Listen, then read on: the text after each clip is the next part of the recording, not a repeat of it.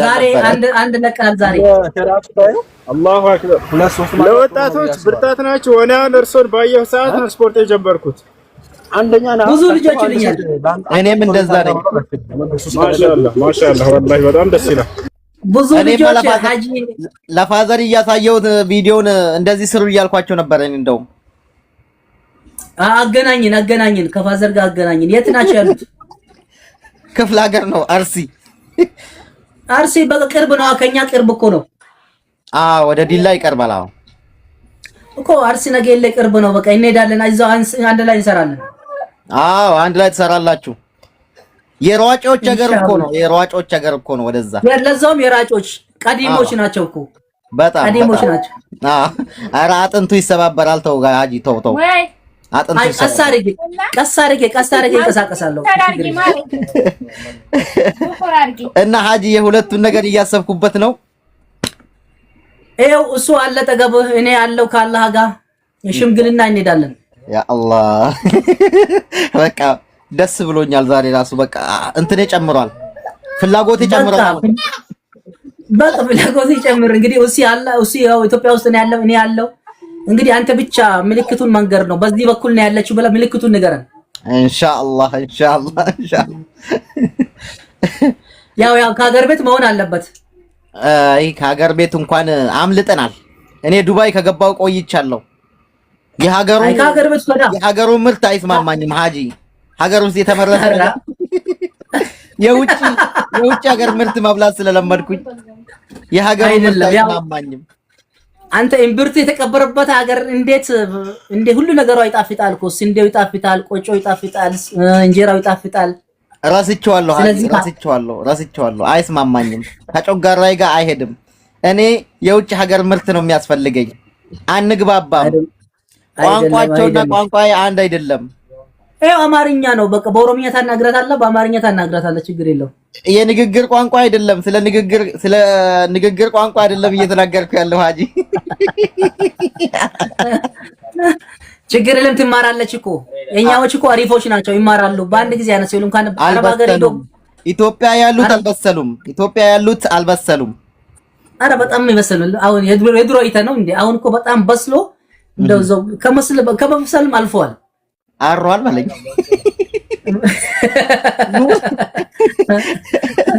እውነቴን ነው የምልህ። ከሀገር ቤቱ ነው ማድረግ ያለብህ። እሞክራለሁ፣ ግን የሀገር ቤቱ ብዙም እንትን አይለኝም። እኔ ከኔ ጋር ይሄዳል። እኔ ብያለሁ። በቃ አባት የነገረ ነገር እንግዲህ ተቀብያለሁ። የአባትን ቃልማ እሱ የሚለውን ደግሞ እንስማ።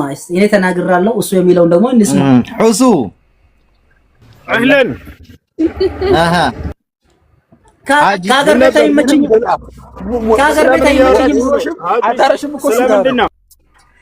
ዘውጭ አራተኛ ከሀገር ቤቱ ሰደደ አልኩት። የሀገር ቤቶች አልበሰሉም እና አንግባባም፣ እዚህ ይሻለኛል ይላል። እንግዲህ እኔ ደግሞ ባክ እኔ እንግዲህ አጥፍቻለሁ፣ እዚህ ይሻልሃል እያልኩት ነው። ከዚህ ውሰድ፣ ከሀገር ቤት ውሰድ። መርሐባ። እንግዲህ አንድ ሰው የማስተዳደር አቅሙና ችሎታ ካለው ሙስጠፋ አሁን እስኪ ዶክተር ፉአድ ስለ እረፍት ማግባት ትንሽ ያውራቸው። ዶክተር አለ እዚህ ጋር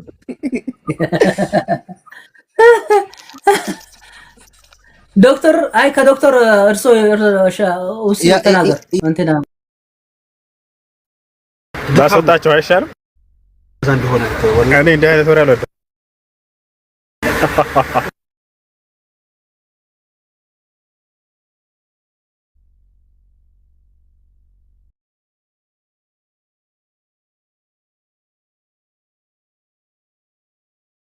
ኮምቦልቻ ስታምር በአላህ ከዝናብ በኋላ ያ ሰላም።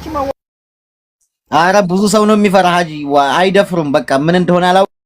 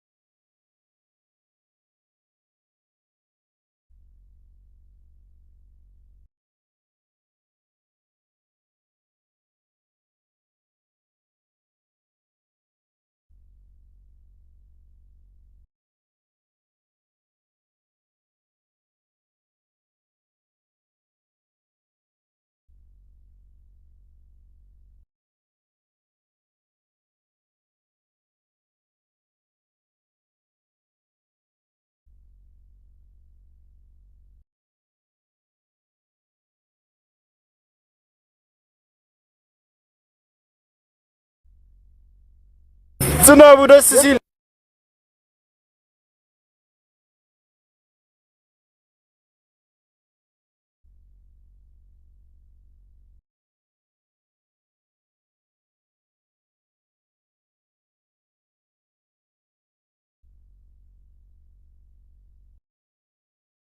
ሙስጠፋ እየላከ ነው። መልሶ ላስገባ ልጆች ምን ትላላችሁ?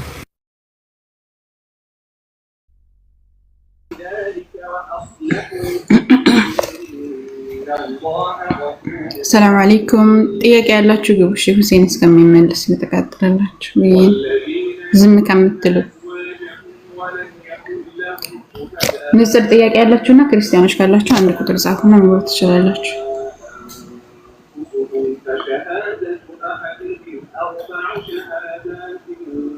አንድ ቁጥር ጻፋችሁ።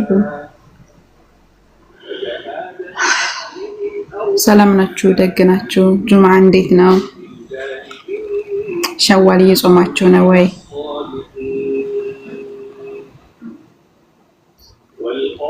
ናስኪ ገባ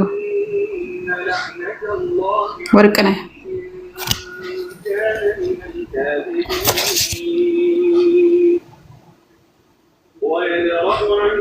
ጥያቄ ያለው ክርስቲያን ማንኛውም ጥያቄ ያለው ክርስቲያን መግባት ይችላል። መመለስ የሚችልም ክርስቲያን መግባት ይችላል። መመለስም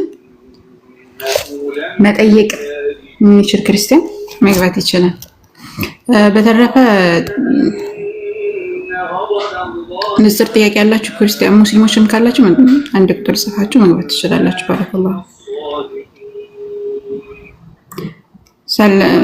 ሰላም እህቴ የሀቢና የሙስሊም ልዩነት ነገር ወሃቢ የሚባል ሙስሊም የለም።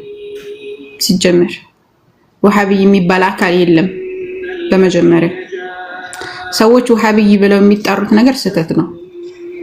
طيب ሼህ መሐመድ ኢብኑ አብዱል ወሃብ የሚባል አንድ የሱና መምህር አለ፣ አስተማሪ አለ። ወደዛ ሰዎችን ያስጠጋሉ ወሃቢ እያሉ፣ ግን ይሄ ልክ አይደለም በራሱ ማለት ነው። እንደዛ የሚባል የለም። እነዛ አካላቶችን ማለትም ወሃቢ ብለው የሚጠሯቸው አካላቶች ይህንን አያጸድቁም። ሙስሊሞች ነን። ሙስሊም ማለት ለአንዱ አምላክ የተገዛ ማለት ነው። የምንከተለው የአላህ መልእክተኛ አለይሂ ሰላቱ ሰላም ሰለፎችን ቀደምቶች። እሺ ከላይ አስተፈሩል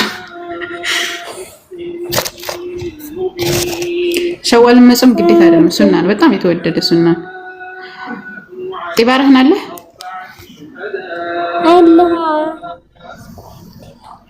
ምን ነው ልጄ ስምሽን ብታረጊ። እሺ ጥያቄሽን ቀጥይ።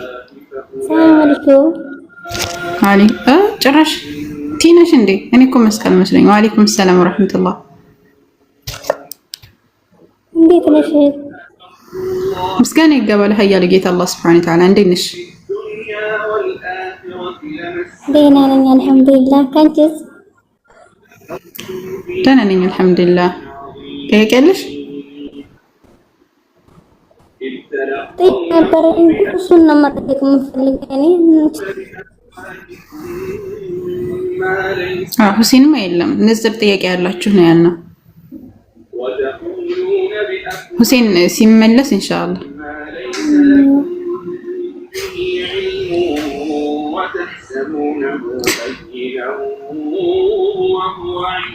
ከጀርባ ቁርአን እንትን ነው ሬዲዮ ነው መዝጋት አይቻልም። ለዛ ነው ጥያቄ ያላችሁ ካላችሁ አንድ ቁጥር ጻፉ እና እንማማር። 500 ሰው ቁጭ ብሎ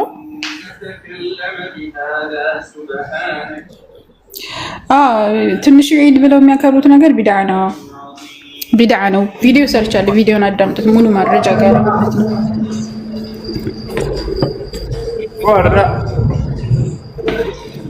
ወሃቢያ የሚባል ፊርቃ የለም እኮ ተለማነው። ስምህ ወርቅነህ ናግባና ጠይቅ ከፈለክ።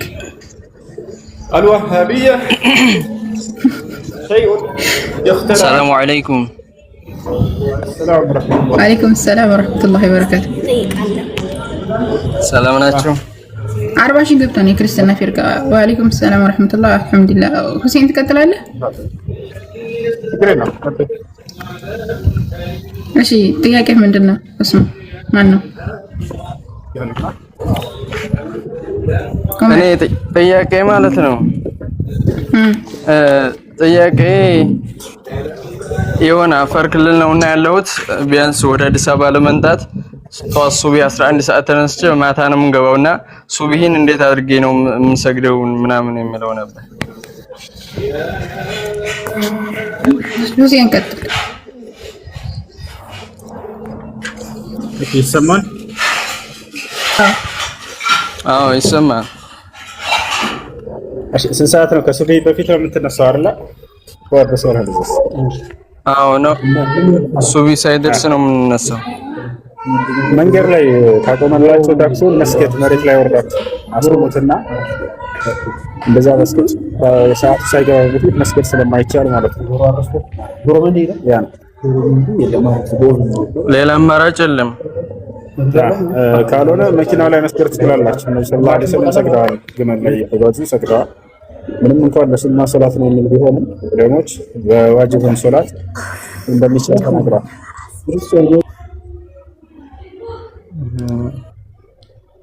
ሰላም አለይኩም። አለይኩም ሰላም። አልሐምዱሊላህ። ጥያቄ ነበረኝ። እሺ ጥያቄሽ ምንድን ነው? እኔ አግብቼ ነበርና አባቴ ሶላት አይሰግድም፣ እሱ ነበር ያስተሳሰረኝ። እንዴት ይታያል ኒካው? ሶላት የማይሰግድ ሰው ኒካ ማሰር ስለማይችል ኒካሁን መደገም አለበት። አሁን ሶላት በሚሰግድ ሰው ወይንም አባቶች መስገድ ከጀመረ እሱ ኒካሁን እንደገና ማደስ አለበት። ጀዛከላህ ኸይር። እሺ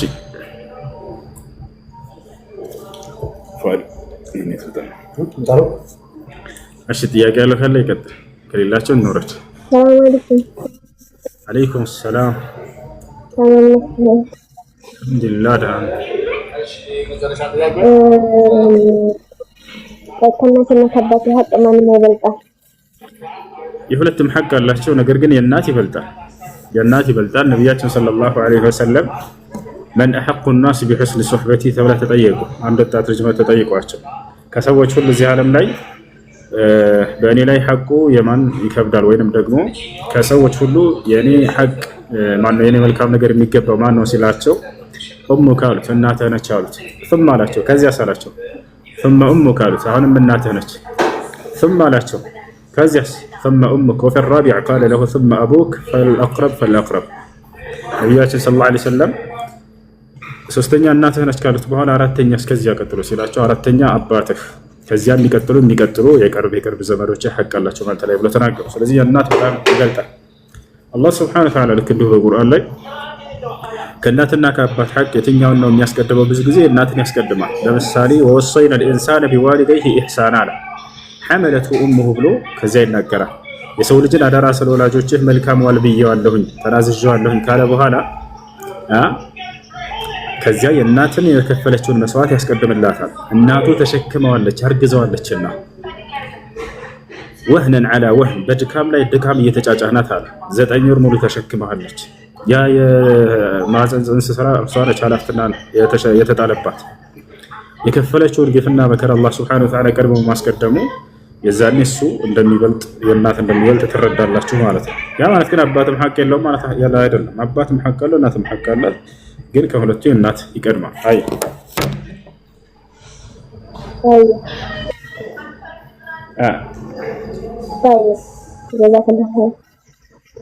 ወያኩም እሺ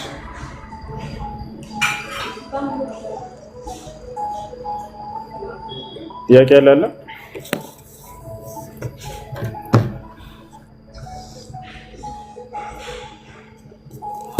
ጥያቄ ያለ ይቀጥል።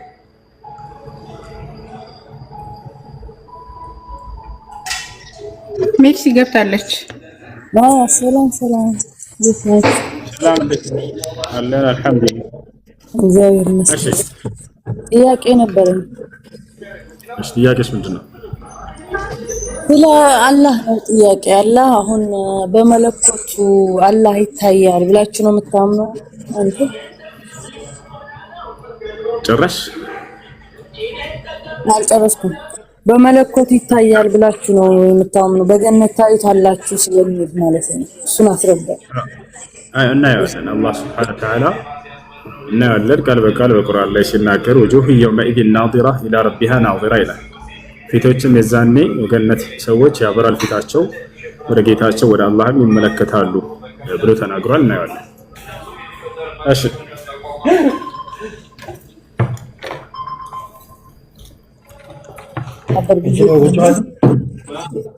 አዲስ አለ በሳሂህ አልቡኻሪ 6573 እሱን ልታስረዳኝ ትችላለህ? ወንድማችን ስለ አላህን ስለመታየት እዛ ያለው ጥያቄ እሱ ጋር ያለኝ ጥያቄ አላህ ቁርጡን ቀይሮ ይመጣል ይላል። በሌላ ቅርጽ ይመጣና አንተ አይደለም ትሉታላችሁ። አንተ የኛ አምላክ አይደለም ስትሉት በእናንተ የምታውቁትን ቅርጽ ይዞ ሲመጣ ግን ታውቁታላችሁ ይላልና እሱ እስከ አስረዳኝ። እንዴት ነው አንተ? እሺ አላህ فيأتي الله بسورة لا يعرفونه ثم يأتي الله سبحانه وتعالى بما يقول ቅርጽ ይመጣል ከዚያም ሌላ ቅርጽ ይመጣል ይላል እንጂ ያንን ቀይሮ ምናምን የሚል የለም። ያንን ቀይሮ ሳይሆን የሚመጣው ራሱ ነው የሚመጣው። እሺ ራሱ ነው መጀመሪያ የሚመጣ ራሱ ነው፣ ሁለተኛ መጣ የሚለው ራሱ ነው። ግን ያ ነገር በማን ላይ ነው ከተባለ እነሱ የማያውቁት የተባለው አምላክ አላህ ሱብሓነሁ ወተዓላ ለእነርሱ የማያውቁትን ቅርጽ ይታያቸዋል ለእነርሱ ማለት እንጂ ሌላ ቅርጽ ምናምን እንደዚህ ይዞ አይደለም። አላህ ሱብሓነሁ ወተዓላ ራሱ ነው የሚመጣው። ግን ለምሳሌ አንድ ነገር አንድ ሆኖ ሳለ በሰዎች አይን ላይ ሁለት መስሎ እንዲታይ ይሆናል። ያ አንድ ነገር ራሱ ማለት ነው። ይሄ ነገር ታምኛለሽ አንተ ትቀበያለሽ ወይስ ስላስረዳሽ?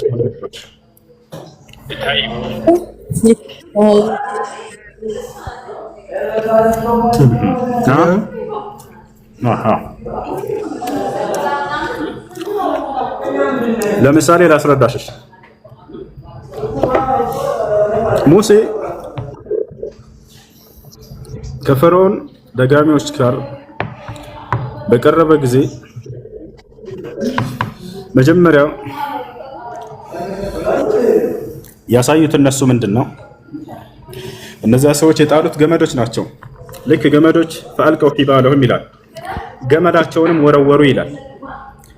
መጀመሪያ ሲታይ ጊዜ ምን አይነት ቅርጽ ነበር ያለው? ሜርሲ ገመድ አይደለም? ገመድ። ከዛ እንደገና ሁለተኛ ምን ሆኖ ታያቸው? ያ ነገር እባብ መስሎ ታያቸው አይደለም? እነሱ የጣሉት ስንት ነገር ነው? አንድ ነገር ነው ያመጡት። ነገር ግን በሰዎች አይን ላይ ሁለት መስሎ ታየ፣ ሁለት ሆኖ ታየ። አምላክ አላህ ሱብሓነሁ ወተዓላ ራሱ ነው የሚመጣው። ከዚያም ለእነርሱ ግን የሚታያቸው ለሰዎች የማያውቁትን ቅርጽ ያሳያቸውና አላህ ሱብሓነሁ ወተዓላ ራሱን በማንነቱ ይገለጥላቸዋል የዛኔ ማለት ነው። ያ ማለት ለሙስሊሞች ነው የሚለው ለሙስሊሞች ትክክል እና ለእነርሱ እይታ እንጂ ሁለት መስሎ ለእነርሱ መስሎ እንጂ ሁለት መስሎ የታየው አላህ ሱብሓነሁ ወተዓላ ራሱ ነው የሚገለጠው ማለት ነው። ይሄ ነው መጀመሪያ ሲመጣ እናንተ አትቀበሉትም። ስለምንድን ነው ያልተቀበላችሁት? መጀመሪያ ሲመጣ በቁርአንና በሐዲስ ላይ በተገለጸው በዚያ ማንነቱ ስላልመጣለን ከዛ በሚያውቁት ቅርጽ የሚለው መቼ አወቃችሁት ለሚለው ቁርአንና ሐዲስ ላይ ባህሪውን በምድር ላይ ሳለን ገልጾልን ነበረ። በዚያ በገለጸልን ማንነት ሲመጣ ጊዜ እንቀበለዋለን። አየሽ ዛሬ ምድር ላይ አምላክ ነው ብሎ አንድ ሰው ቢመጣ የአምላክ የአላህ ሱብሓነሁ ወተዓላ ባህሪያቶች ጠንቅቀን ስለምናውቅ አንቀበለውም። የዛኔም ራሱ ቢሆን ምን ያክል አማኞች በተነገራቸው በእርሱ ባህሪ ላይ ጸንተው እንደሚጠብቁት ይገልጻል። ሐዲስ ባህሪ ነው በባህሪ ነው ወይስ በቅርጹ? ሱራ ቅርጽ የሚለው ባህሪ ማለት ነው። ባህሪ ማለት አልተናገረም እኮ መጥቶ ብቻ እናንተ አይታችሁት ብቻ እኮ ነው አንተ አይደለም የምትሉት። አይዋ ቅርጹ ያ ያልገለጸልን ማንነቱ ስለነበር የዛኔ ነው እንጂ አይደለም የምንለው እርሱን ክደና አይደለም። ሱራ የሚለው ቅርጽ የሚለው ባህሪ ለማለት ነው። በሌላ ሐዲሶች አስረዳሻለሁ ባህሪ ለማለት እንደሆነ አስረዳሽ። እሱ ባህሪ ማለት አሁን ባህሩ እንዴት ነው የተገለጸላችሁ በቁርአንና እዛ ጋር ያለው እስኪ አስረዳኝ። አላህ ሱብሓነሁ ወተዓላ መለኮታዊ ባህሪያቶች አሉት።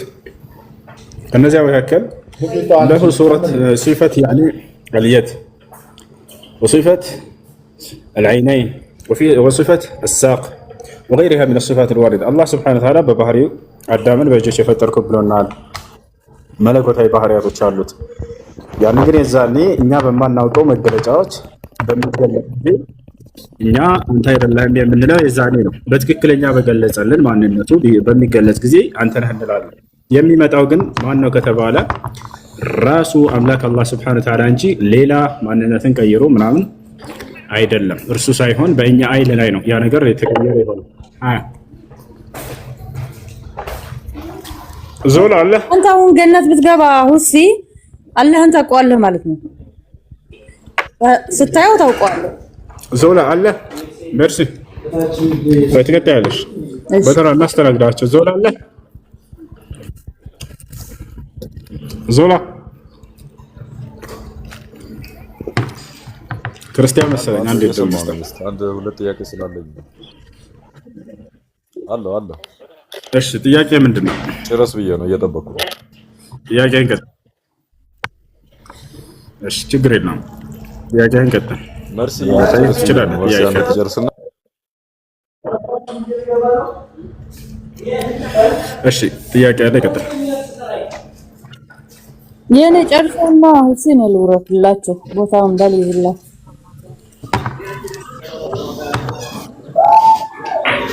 ልቀጥልኝ ትበላለህ ሁሴን? እሺ አንዴ ልጨርስ። ቀጥይላችሁ።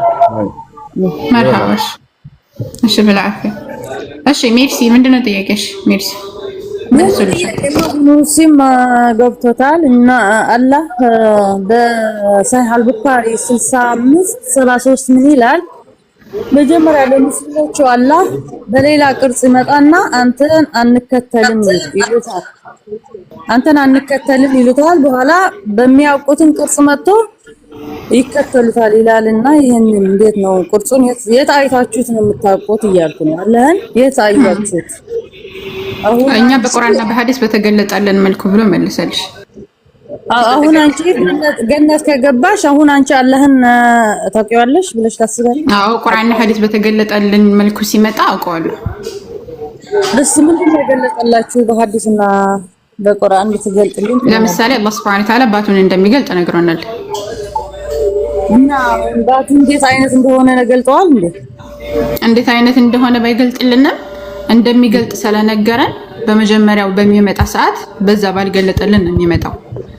ቁርአን ላይ ባልገለጠልን በዛን ሰዓት ግን ባት ከገለጠልን እናውቀዋለን። ኦኬ የመጀመሪያውን ባት ስለአጥስ ማለት ነው። ሚት አድርጌ ቃል እኔ አይደለም ዛህራ ሰማሽን? ዛህራ አዎ ሰማሽ። የመጀመሪያው አንከተልህም ያላችሁት ቅርጹን ቀይሮ ሳይመጣ ባቱ ስላልከፈተ ነው ያለው። ቀይሮ የሚል የለም። የሌለን አታምጪ አምጪ። እሺ እንደዛ የሚል ቅርጹን ቀይሮ የሚል አዲስ እኮ ነገርኩሽ። እሺ አምጪ። ይታለ ከፈችሽ ሁሴን አውጣለኝ። ሁሴን ቀይሮ የሚለው ነገር ስህተት ነው ብሎ ነው ያስረዳሽ። አትቀለቂ። ምንድነው አለኝ? ቀይሮ የሚል ነገር የለም። ራሱ ነው የሚመጣው ነው ያልሽ። መጀመሪያ ታዲያ ሲመጣ በማናቀው ወይልሽ እኛ በማናቀው ማለትና ቀይሮ ማለት ይለያያል። እኛ አናቀው በምንድነው የማናቀው? በቁርአንና በሐዲስ ባልተገለጠልን መልኩ መጀመሪያ ይመጣል። ከዛ በኋላ እኛ አናቀህም እንላለን። ጌታችሁ ነኝ ይላል። ደግሞ አንቺ ምንም አይናገርም እኮ ዝም ብሎ እኮ አይቶቹ ነው እኮ የሚሄደው ምናምን ብለሽ አስተሽን። ይሄ ትክክል አይደለም። አላህ Subhanahu Wa Ta'ala አንድ ጊዜ አና ረቡኩም ይላል። እኔ ጌታችሁ ነኝ ይላል አላህ Subhanahu Wa Ta'ala። ከዛ ፈየቁሉን ነዑዙ ቢላህ ሚንክ ካንተ ባላህ እንጠበቃለን ይላሉ። ገብቶሻል? ስለዚህ አላህ Subhanahu Wa Ta'ala የምናውቀው በምንድነው? በቁርአንና በሐዲስ በተገለጠልን መልኩ። ለምሳሌ ብዬ እንደጠቀስኩልሽ ባት ይገለጣል። አላህ Subhanahu Wa Ta'ala የትንሣኤ ቀን ባቱን እንደሚገልጥልን ነግሮናል። ስለዚህ በዚህ መልኩ እኛ እናውቀዋለን። በማንነቱም እንደዚሁም ደግሞ በባህሪያቶቹ አላህ Subhanahu Wa Ta'ala ያንን በቁርአንና በሐዲስ በገለጠልን መልኩ ቁርአን ላይ በተገለጠልን መልኩ ሁለተኛ በሚመጣ ሰዓት እናውቀዋለን እንጂ ቅርጹን አይቀይርም። ራሱ ነው አላህ Subhanahu Ta'ala። ግን የአላህን ሁሉንም ማንነቱን በቁርአንና በሐዲስ ተገልጧን ብለን አናምንም። የተገለጠልን ብቻ ነው የምናውቀው። ስለዚህ በሚገልጥልን እኛም በመጀመሪያ በማናውቀው ከመጣ አናውቅም እንለዋለን። በምናውቀው ሲመጣ ደግሞ እንቀበለዋለን። ጌታችን ነህ ብለን እንሰግድለታለን። ጥሩ ኦኬ። አሁን መጀመሪያው የታየው አላህ ነው፣ የመጨረሻ የመጣው አላህ ነው ማለት ነው። ለእናንተ አዎ ራሱ ነው።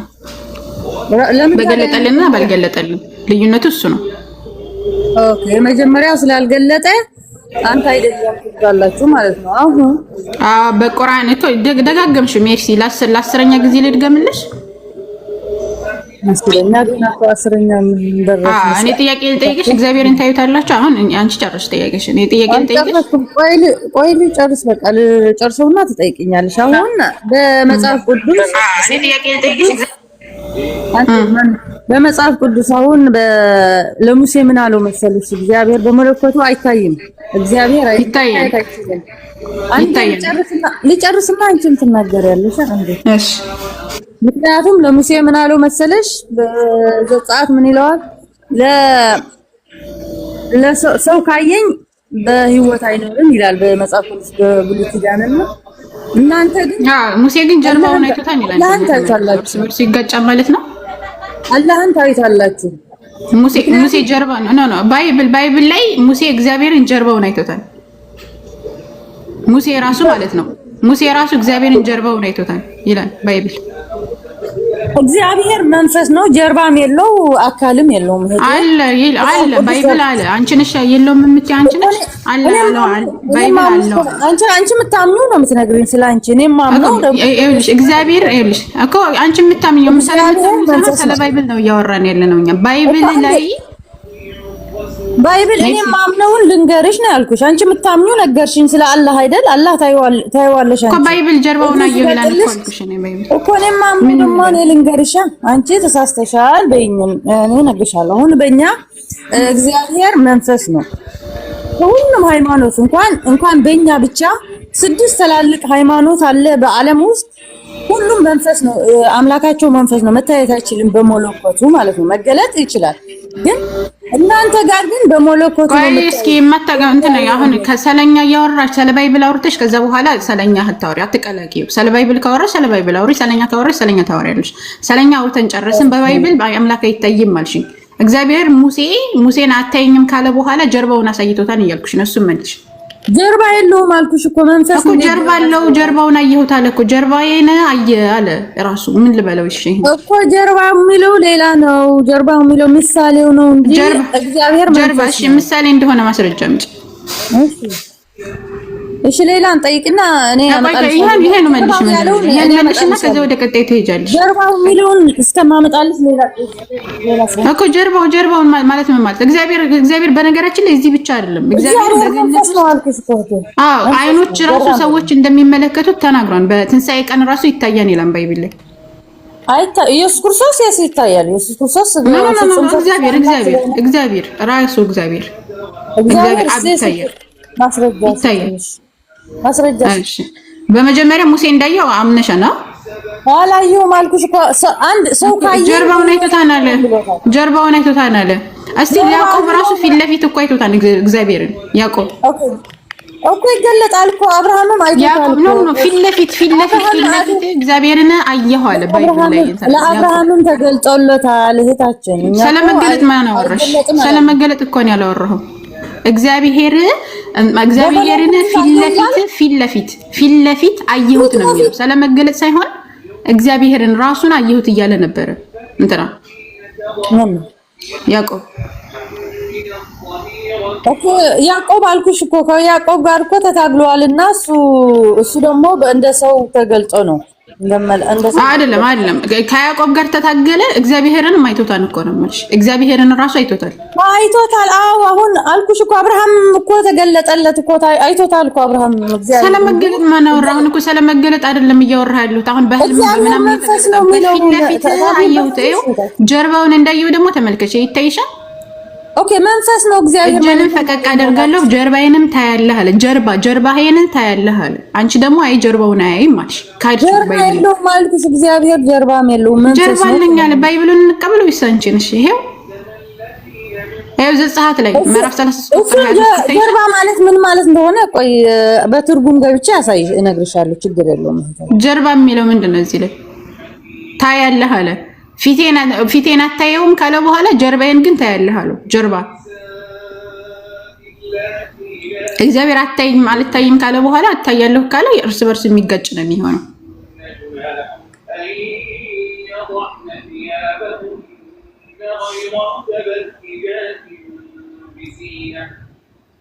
ይሰማል ድምጼ? ትርጉም እያየሁ ነው እነግርሻለሁ። ከሌላ ጋር አውሪታችሁ። እሺ ከላይ የገባችሁ ጥያቄ ያላችሁ? እግዚአብሔር እንደሚታይ በጣም ብዙ ቦታዎች ነው ያለው። በነገራችን ላይ በትንሳኤ ቀን እንደሚታይ ማሳያችኋለሁ።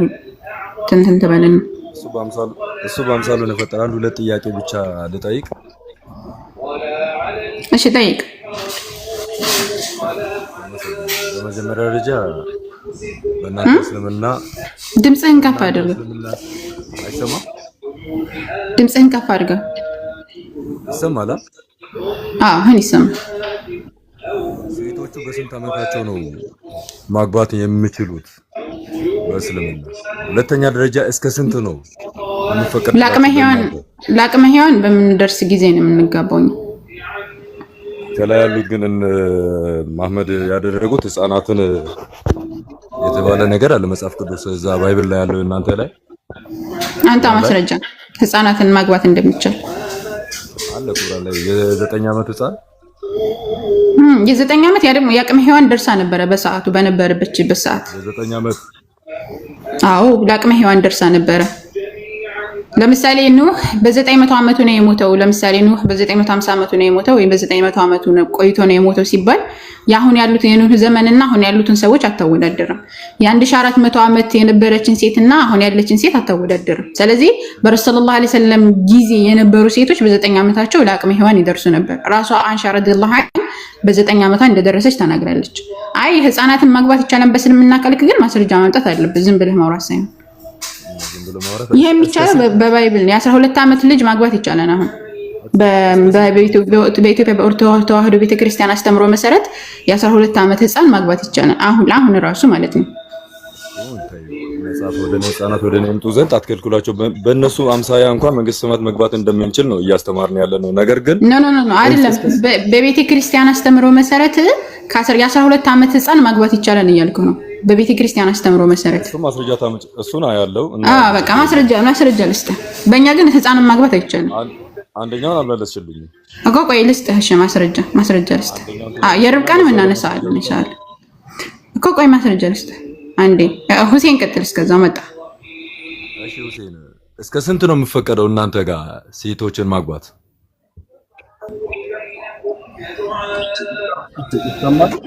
ምን ታደርጉ? ሌሎች ማጋነን ይተደምጻለ ማለት ብዙ ጊዜ ጥያቄ ስለሆነኝ ነው። አብዛኛ ብዙ ነገሮችን እንትን ብዬ የኛው ጥያቄ ቢያንስ እስከ ስንት ጥያቄ ምንድን ነው ለማወቅ ስለፈለኩ ነው። እስከ ስንት ነው ሴትን ማግባት የሚቻለው?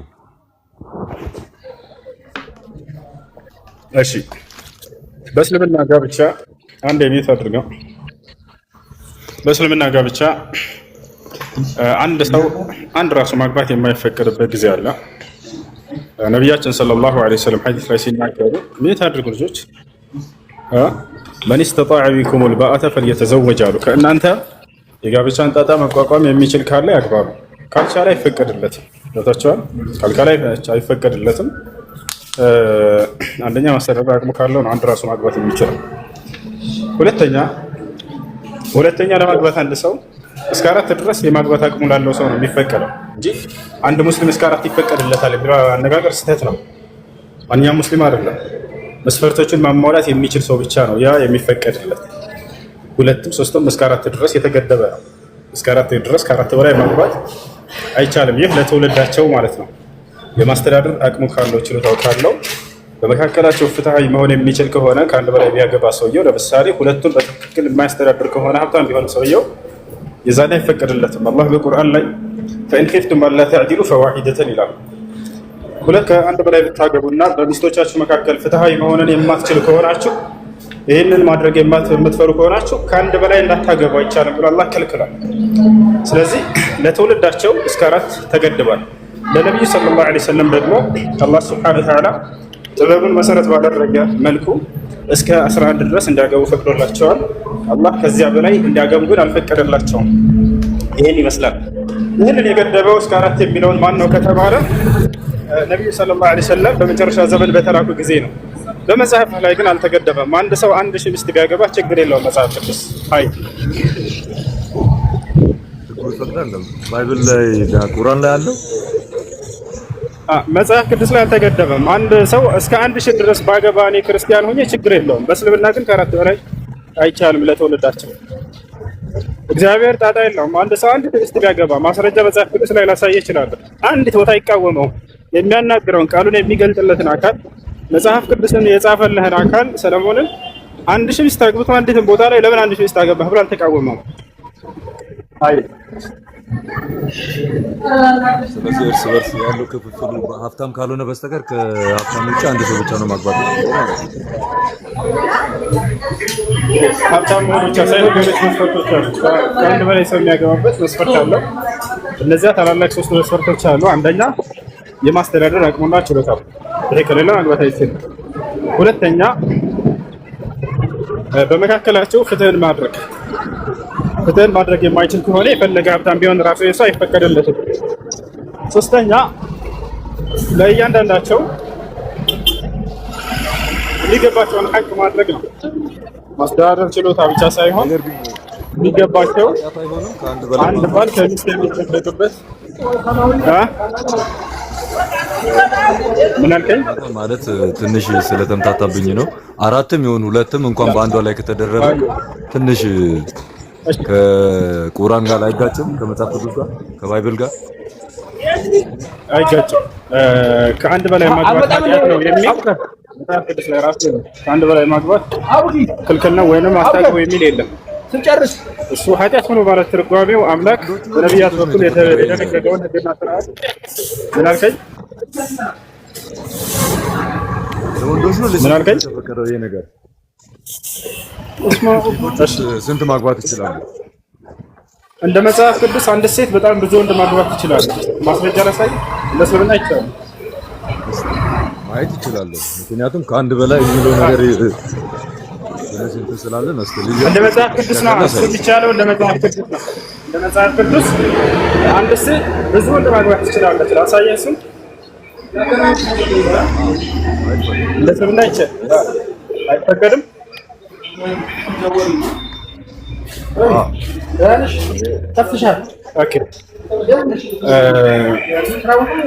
አንድ ሴት እንደ መጽሐፍ ቅዱስ ከአንድ በላይ በጣም በርካታ ወንዶችን ታገባ ነበር። ለምሳሌ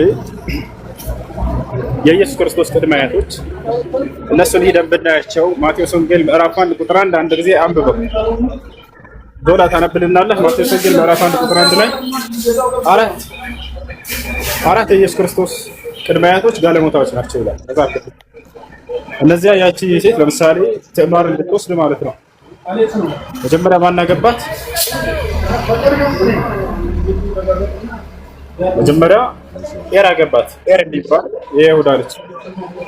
ከዚያ ቀጣይ እንደገና ደግሞ ፋርስ አገባት። ፋሪስ ነው የሚለው የእሱ ወንድም ማለት ነው። ከዛ እየቀጠሉ 4 ሰዎች አግብተዋታል። እቺ ሴት ምን ትላለህ? ለዚያውም ምዕራፍ ያውላ አግብተዋታል። ማግባት ሳይሆን ዝም ብሎ የሰራባት እሱ የኢየሱስ ክርስቶስ የቅድመ አያቱ ማለት እንዴ ብልግና ቃላቶች እንድናወራ ነው የምትፈልጉት? በጣም ያስጠላል። እና ላሳየህ መጽሐፍ ላይ መጽሐፍ ቅዱስ አለ። አንዴ ክፈቱለት፣ አንዴ እናሳየህ። የኢየሱስ ክርስቶስ ቅድመ አያቶች እንቅጠራቸው እንዳለ የጋለሞታ ማለት ነው። አሁን የምናሳየው ማለት ነው።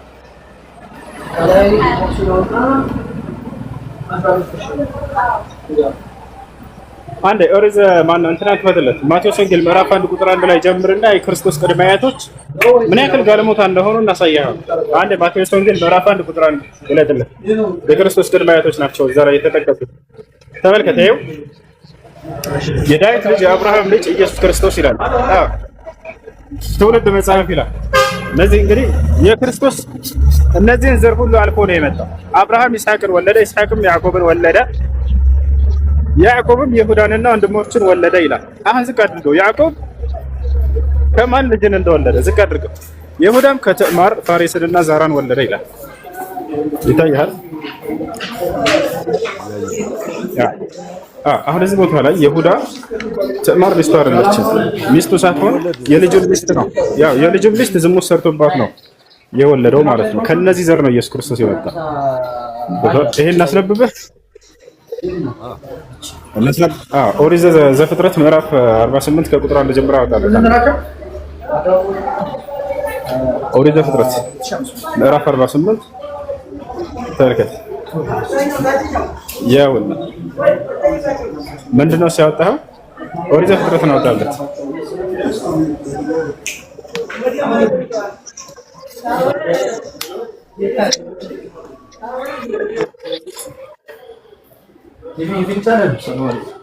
እኔ ያልከው ኦሪት ዘፍጥረት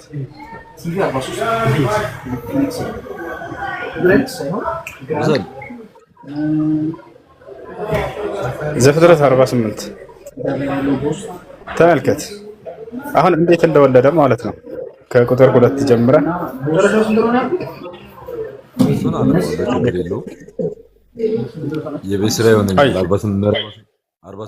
በቃ እሺ።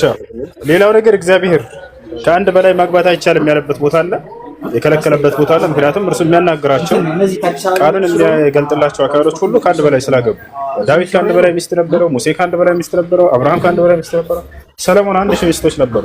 1000 ሚስትና 300 ቁባቶች ወይም ቺኮች ማለት ነው። ይሄን ግን እግዚአብሔር አንድ ቦታ ላይ የተቃወመበት ቦታ የለም። ምን ትላለህ? ዝሙት ነው ስላልክ ከአንድ በላይ ማግባት ማለት ነው። እነዚህ ሁሉ ነቢያቶች ዝሙተኞች ናቸው ማለት ነው ወይስ የእግዚአብሔርን ሕግ ነው ሲፈጽሙ የነበረው? ዞላ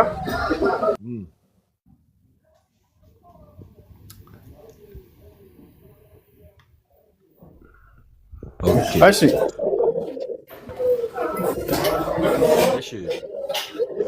ማለት ቢያንስ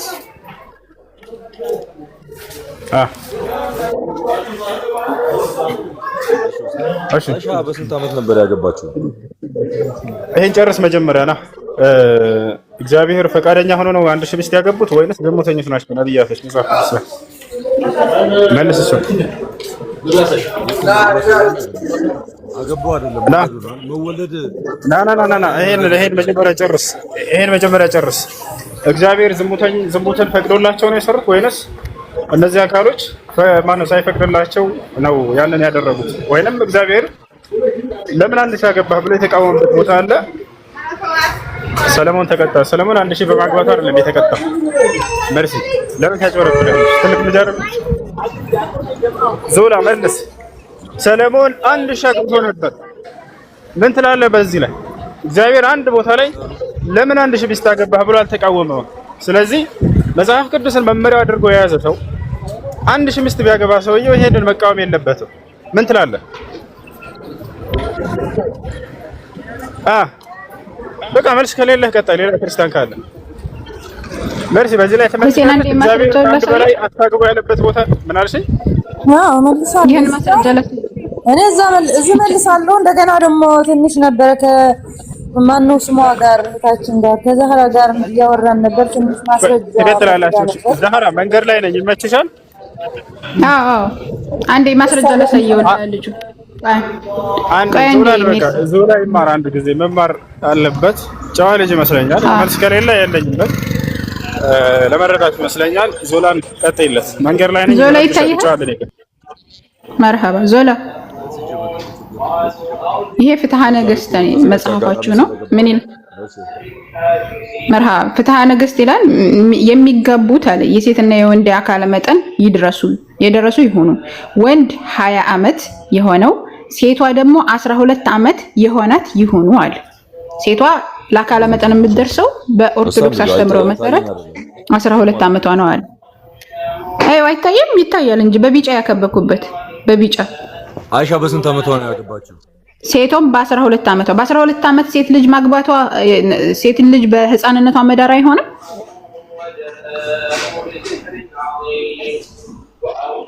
ዞላ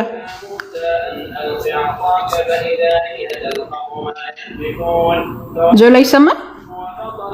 የ12 ዓመት ህፃን ልጅ ማጋባት አሁን ላይ በክርስትና የሚፈቀድ ከሆነ ኃጢአት አይሆንም ወይ? ምክንያቱም ህፃን ልጅ ናት፣ የ12 ዓመት ልጅ አሁን ላይ። አይሻ በስንት ዓመቷ ነው ያገባችው? የአንሻንማ ነገርኩህ እኮ አንሻ በሰዓቱ የዛሬ 1400 ዓመት ስለሆነ አንሻ በዛን ሰዓት ለአቅመ ሔዋን ደርሳ ነበር፣ ራሷ ተናግራለች። ያንተን እየጠየቅኩህ ነው። እዚህ ላይ ፍትሐ ነገሥት ላይ የ12 ዓመት ህፃን ልጅ ማግባት ይቻላል አለ ባይብል መጽሐፍ። ይሄ እንትና ፍትሐ ነገሥት አይሻ በስንት ዓመቷ ነው ያገባችው ነው እኮ ነገርኩህ እኮ። አንሻ ረዲየላሁ በ9 ዓመቷ ነበር ያገባችው። በዛን ሰዓት ደርሳለች፣ ለአቅመ ሔዋን ደርሳለች፣ ራሷ ተናግራለች ብዬ መለስኩኝ። አይሰማም? ህፃን አልነበረችም፣ ለአቅመ ሔዋን በዛን ሰዓት ደርሳለች ብዬ ለስንተኛ ጊዜ ልመልስ? አሁን ላይም ቢያንስ የ9 ዓመት የ3 ዓመት ልዩነት አለው መሀል ላይ በትንሽ እኮ አይደለም። በ12 ዓመት እኮ አይደለም። በዛን ሰዓት ግን የ12 ዓመት በዛን ሰዓት የ9 ዓመት ልጅ ትደርስ ነበር። አሁን ግን የ12 ዓመት ልጅ ህፃን ናት እያልኩ ነው። በቤተ ክርስቲያን የፍትሐ ነገሥት ህግ መሰረት አንዲት የ12 ዓመት ልጅ በአሁኑ ሰዓት በጣም ህፃን ናት። የ12 ዓመት ልጅ ማግባት ኃጢአት አይሆንም ወይ ነው እያልኩ ያለሁት።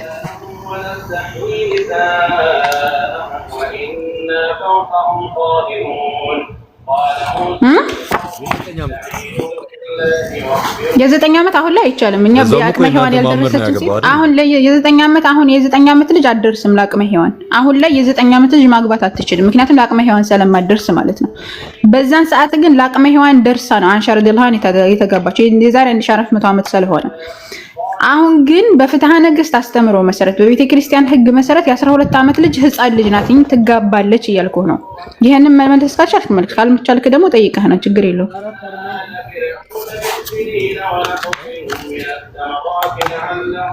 ይሰማል ድምጼ?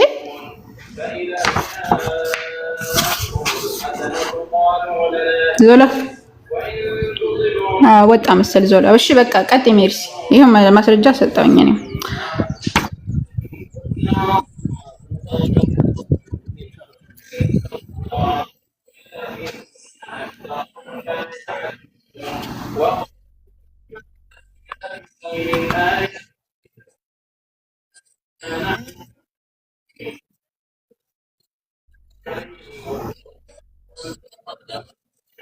ጀርባውን አለ የመመልከት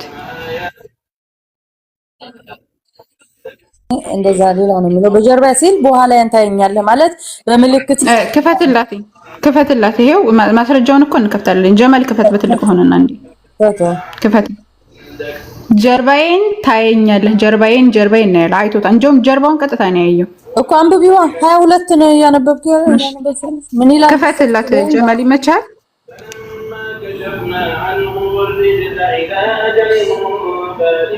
እሺ እንደ ትልቁ አድርጉት ጀማል።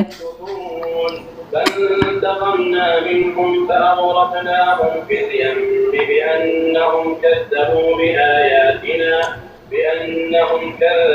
መቻን ጀማል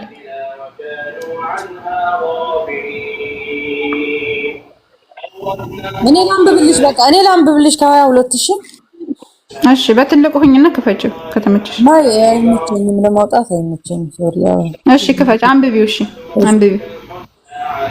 እሺ ከ20 ጀምሬ ላንብበው። ደግሞም ሰውን አይቶኝ አይድንምና ፊቴን ማየት አትችሉም አለ እግዚአብሔር አለ። እነሆ ስፍራ በእኔ ዘንድ አለ፣ በዕለቱም ላይ ትቆማለህ። በዕለቱም ላይ እስከ በአማርኛ አንብቢልኝ። እሺ በዕለቱም ላይ ትቆማለህ። ክብሬን ባለፈ ጊዜ በስንጠቃው አለት አኖርሃለሁ። እስካልፍ ድረስ እጀን በላይ ላይ ማነው እጋርዳለሁ። እጀንም ፈቀቅ አደርጋለሁ። ጀርባዬንም ታያለህ፣ ፊቴን ግን አታየኝም ማለት ፊቴን ታያለህ፣ ጀርባዬንም እኮ ፊቴን አታይም፣ ጀርባዬን ግን ታያለህ አለ። ስለ አካል ነው የሚያወራው። ጀርባዬ አካል አይደለም፣ ስለ አካል ሳይሆን ጀርባው ማለት ፊቱ ምንድነው? ፊቱን አታየኝም ማለት እኮ ፊቴን አታየኝም አለ። ፊቴን አታየኝም በተመሳሳይም በቁርአንም አለ እኮ። ግን እዛ ምን ሄዳል? ቆይ ቁርአን ላይ ያለውንማ መለስን እኮ። ፊቴን አታየኝም ማለት ጀርባዬን ግን ታያለህ አለ። ስለዚህ የታየው ጀርባው ነው እንጂ ሙሳ አይቶታል ጀርባው። እኮ አለ ጀርባዬን ታየኛለህ አለ። እግዚአብሔር ቃሉ አይፈጸምም። ይሄ የኛ ሌላ ነው። አሁን የምትዩ ሌላ ነው። በእናንተ ቁርአን ሰለኛ አይደለም እያወራን ያለነው ሰላንቺ እኮ ነው። ያንቺን የኛ አልኩሽ ጀርባ ያለው መንፈስ ነው። ግን ሲያየው በምልክት ጀርባዬን ታያለህ አለ። እኛ ባይብልን ምን እናደርገው? እሺ ባይብልን እግዚአብሔር በኋላ ሲሄድ ሲጋርደው በምልክት ታየው ማለት ነው። እኔ በማርኛ ትንሽ መግለጽ ያቅተኛል። አይደለም መጀመሪያ እጁን ጋርዶበት እንዳይታይ እግዚአብሔር እንዳያይ እጁን ጋርዶበት ነበረ። ከዛ በኋላ እጄን ፈቀቅ አደርጋለሁ፣ ጀርባዬን ታያለህ፣ ፊቴን ግን አታይም። ጀርባዬን ማለት ጀርባዬን ማለት በኋላዬን ማለት ነው። በኋላ ይታይሃል በምልክት ማለት እኮ ኋላውን ጀርባውን ያያል። ጀርባው ማለት አካሉ አይደለም እያልኩሽ ነው። በእኛ አካሉ አይደለም የምትይ እኮ አንቺ ነሽ። ጀርባ እንግዲህ ፊቴና ጀርባ እንግዲህ እኛ ምን እሺ ችግር የለውም። እንደዛ አድርገሽ አስቢውና ሙሳ በእናንተ ቁርአን ባይብል እንደዛ ነው የሚለው። እሺ እንደዛ ካለ በሙሳ ታይቶታል፣ ጀርባውን አሳይቶታል አላህ። እሺ ስለ ቁርአን አላወራንም እያልኩሽ ነው። እዚህ ላይ አንቺ ተመሳሳይ አለ በቁርአን አሳይኝ እስኪ። በቁርአን ያለ እሺ ረጋ ብለሽ አውሪ። እሺ ረጋ ብለሽ ይሰማል እኮ ቆንጆ ይሰማል። እሺ ከተሰማ ዛህራዬ ከተሰማ ቁርአን ላይ ያለውም አስረጅኝ። እሺ ቁርአን ላይ ያለውን አስረዳሻለች። ይሰማል። ጀርባው ከታየ እግዚአብሔር አምላክ መንፈስ እንደሆነ አይታይምና አይወለሽ መርሲ አቤት ሰማሽን? ሰማሁ። በቁርአን ላይ በተመሳሳይ የሙሳ ታሪክ አንብቤው ነበር። በቁርአን ላይ ሙሳ እሺ በቁርአን ላይ ተመሳሳይ አለ ብለሻል። ቁርአን ላይ ሙሳን በጀርባ አላህን አይቶታል የሚለው ነው። እኔ እየጠየቅኳት ነው። በጀርባ አይቶታል እንዳየው ይናገራልና በጀርባው አንድ ላስረዳ ያልኳትን ልንገር አለሁኝ ከሱ ነው መሰለኝ። አሁን እኔ የምለው በመጽሐፍ ቅዱስ ጀርባዬን ታየኛለህ ብሎታልና በቁርአንስ ምንድን ነው ያለው? አንተ መስመር ነው ያጋር ተስቀይረኝ። በቁርአን ላይ በተመሳሳይ አለ ስላልሽ አይሰማም ልጆች? እሺ ይሰማል። ከተሰማ በቁርአን ላይ በተመሳሳይ አለ ስላልሽ በቁርአን ላይ ሙሳ አላህን ጀርባውን አይቶታል የሚለውን አምጪ። አሁን ልናገር ተናግረን ጨርሰሃል አይደል? እኔ አሁን ምናምን አይሰራም። እኔ አሁን ምናምን አይሰራም። መርሲ እኔ አሁን ምናምን አይሰራም። አዳምጪ። ሙሳን ታሪኩን በተመሳሳይ አለን ያልኳት ጀርባውን አየሁ በተመሳሳይ በቁርአን ላይ አዳምጪ። ረገበየ ታሪኩ በተመሳሳይ አለን ያልኩት ታሪኩ በተመሳሳይ አላልሽ አትቀይሪ። ታሪኩ አላልሽ ማን ነው ታሪኩ ያልሽ? አልሰማሁም። በቃ እንደዛ ነው ያልኩት። ወላሂ ሰምቻለሁ። በደንብ ነው የሰማሁሽ። አንቺ ቆይ ወርክ ስራ ለናሻይ ሰላም አማና ለናሽ በቁርአን ላይ ተመሳሳይ ታሪክ ስላለ አላህን ጀርባውን አይቶታል ወይ ነው የምላት። እሷን እየጠየቅኳት ነው። አይ ጥያቄ አይደለም የጠየቅሽው። ሜርሲ አዳምጪ። ቅድም ምን አልሽ መሰለሽ? እግዚአብሔር ጀርባውን አይቶታል ብላ እዚህ ሰው አለ እኮ ሚያታድርጊ ከኔ ምንም አታመልጭም። እግዚአብሔር ጀርባ አለው ብላ እያሳየችሽ እያለች እርሷን ከዚያ ከመጽሐፍ ቅዱስ ወደ ቁርአን አውቀሽ ለማውጣት የማይሆን ስህተት ሰራሽ። ምን አልሽ መሰለሽ? ይሄ በተመሳሳይ እኮ በቁርአናችሁም ላይ አለ ብለሽ ተናገርሽ። በቁርአን ላይ ሙሳ አላህን ጀርባውን አይቶታል የሚለውን አሁን አምጪ። የቱ ጋር ነው ያለው? የቱ ጋር ነው ያለው? ተወው። ጥያቄውን ልድገምልህ። እኔ ስለ ቁርአን ነው አሁን ጥያቄ አይደለም የጠየቅሽው። ይሄ በተመሳሳይ አለ ብለሽ ዛህራን ከመጽሐፍ ቅዱስ እንዳታወራ ታሪኩ አለ ነው ያልኩኝ። ታሪኩ ነው ያልኩት። አትወሽ። በተመሳሳይ ወላሂ አላልሽም። ታሪኩ ውሸት ነው። በተመሳሳይ አለ። እስኪ ድገመውና መልሰዋ። እኔ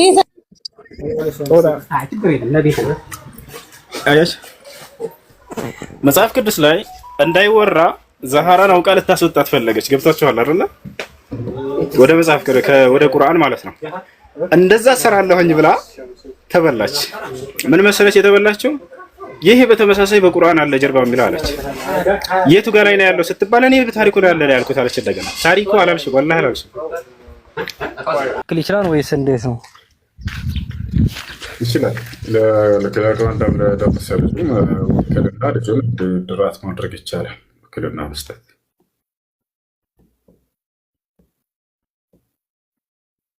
هاي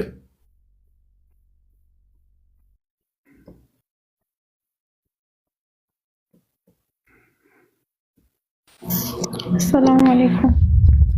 السلام ورحمة الله وبركاته.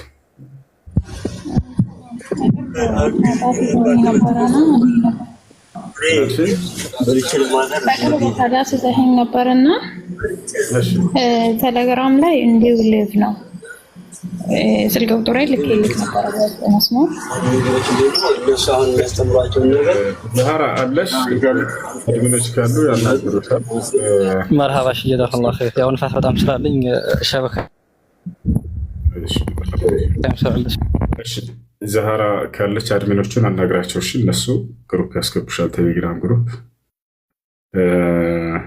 በኋላዊ ሲመጡ ምናምን አሁን የሉም መሰለኝ። ጋያውና ነይ በውስጥ እያለችሽ ነው አንዷ አድሚን አናግራት እሱ። እሺ ከላይ ኃይሉ ረዳ ሰላም፣ እንዴት ነህ ኃይሉ? الو هيلو تسمع كلامي؟ استاذ السلام عليكم. السلام ورحمة الله. አንድ ሰው መስጂድ ገብቶ ማለት ነው ጀማ የተሰገደ መስሎት ሰገደ የራሱን ሶላትና ሰግዶ ከጨረሰ በኋላ ጀማ ሊሰገድ ተቆመ። መልሶ መስገድ አለበት ወይንስ የራሱ ሶላት ይበቃዋል? እንደገና መስገድ አለበት። ጀማ የተሰገደና ያለቀ መስሎት ከሰገደ ሰውየው ሶላተል ጀማ ግዴታ ነው፣ ዋጅብ ነውና ያንን መስገድ አለበት። ያ ቀድሞ የሰገደው እንደ ሱና ይሆንለታል።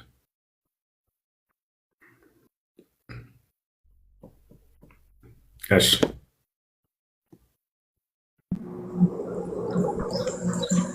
እና ሱቢ አሁን ሳልሰግድ ማለት ነው ዙር ብደርስብኝ ከስራ ጋር ተያይዞ ምንም ላይ መቸኝ ይችላል እና ዙር ሰው ላይ መስገድ ይችላል።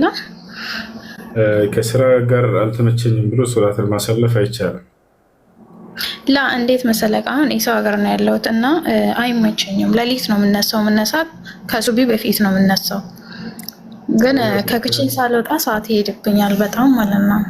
ታሳውቂያቸው ሶላት መስገድ እንዳለባቸው ሁላቸውም መዳም ጋር የሚሰሩ ልጆች ይህንን ይሰግዳሉ። ምንም አይሏቸው። ሶላት ሰዓት አለብኝ ልስገድ ባያቸው 5 ደቂቃ የሚወስድ ነገር አይደለም።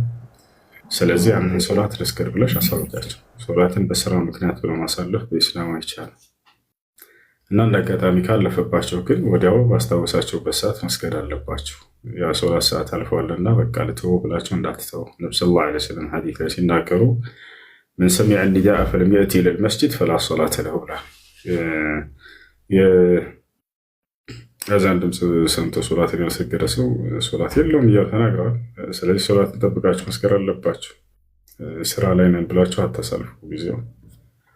النبي صلى الله عليه وسلم تضايقوا أي الأعمال أفضل يا رسول الله؟ فقال النبي صلى الله عليه وسلم الصلاة على وقتها. أنت الله ملك تجاهك سراج ولا بلاتش سرايتين يوم سبارو ሶላትን ጊዜውን ጠብቆ መስገድ ነው ብለው ተናገሩ። ስለዚህ በማንኛውም አማኝ ላይ ጊዜውን ጠብቆ መስገድ ግድ ይላቸዋል። አላህ ራሱ በቁርአን ላይ ሲናገር ኢነ ሶላተ ካነት ዐለል ሙእሚኒነ ኪታበን መውቁታ ይላል። ሶላት በአማኞች ላይ በጊዜ ገደብ ተደንግጋለች እያለ ይናገራል ማለት ነው። ይህን ይመስላል። እሺ ጥያቄ ያለ ቀጥል። አድሚኖች ካላቸው በተራ አስገቧቸው። መግባት የሚፈልግ ማንኛውም ክርስቲያን ካለ ከመምህሮቻቸው የሰማችሁት በኢስላም ላይ ቅጥፈትና ውሸት ካለ ገብታችሁ ያንን መጠየቅ ትችላላችሁ። አይ ጥያቄ ያለው ክርስቲያን ካለ መግባት ይችላል። አይ አድሚኖች ካላቸው በተራ አስገቧቸው።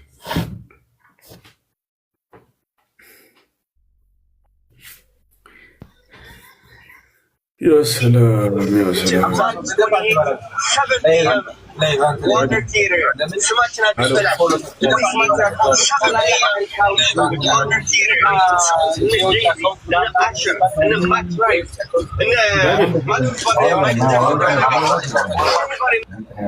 السلام عليكم. عليكم السلام ورحمة الله. عندي سؤال. ይቅርታ ካልክ ያ ሰውየው ይቅርታ ካልቀበለ እንዴት ማድረግ ይቻላል? ደጋግመህ እሱን ሰውዬ ይቅርታ መጠየቅ ነው። አስቀድማችሁ በድላችሁ ከሆነ ሰዎችን ገና ይቅርታ መጠየቅ በጣም ይከብዳል። ይቅርታቸውን ደጋግመህ ይቅርታ ጠይቀው ወደ አላህ ያ ሰው ይቅር ባይልህ ነገ ትንሣኤ ቀን ከእርሱ በኩል የሚመጣብን ጥያቄ የሚያካክስልህ መልካምን ነገር ይሰጣል። አላህ በትክክል ወሳኝ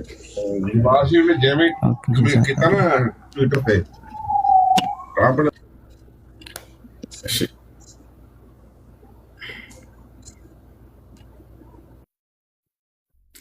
አድሚኖች ካላችሁ በተራ አስገባቸው። አድሚን ከሌለ እዚህ ቤት ምን እናድርግ?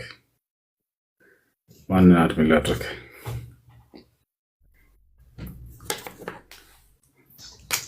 ማንን አድሚን ላድርግ? ሰላም አለይኩም።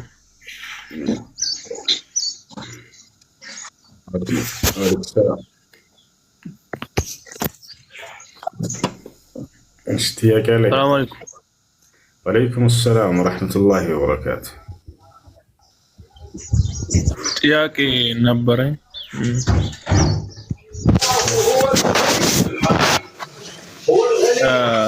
አንድ ሴት ልጅ በስልክ አግኝታት በስልክ አውርታችሁ መጋባት ይቻላል ወይስ እንዴት ነው? በአካል ሳትገናኝ ማለት ነው? እሺ ምን ታድርጋለህ?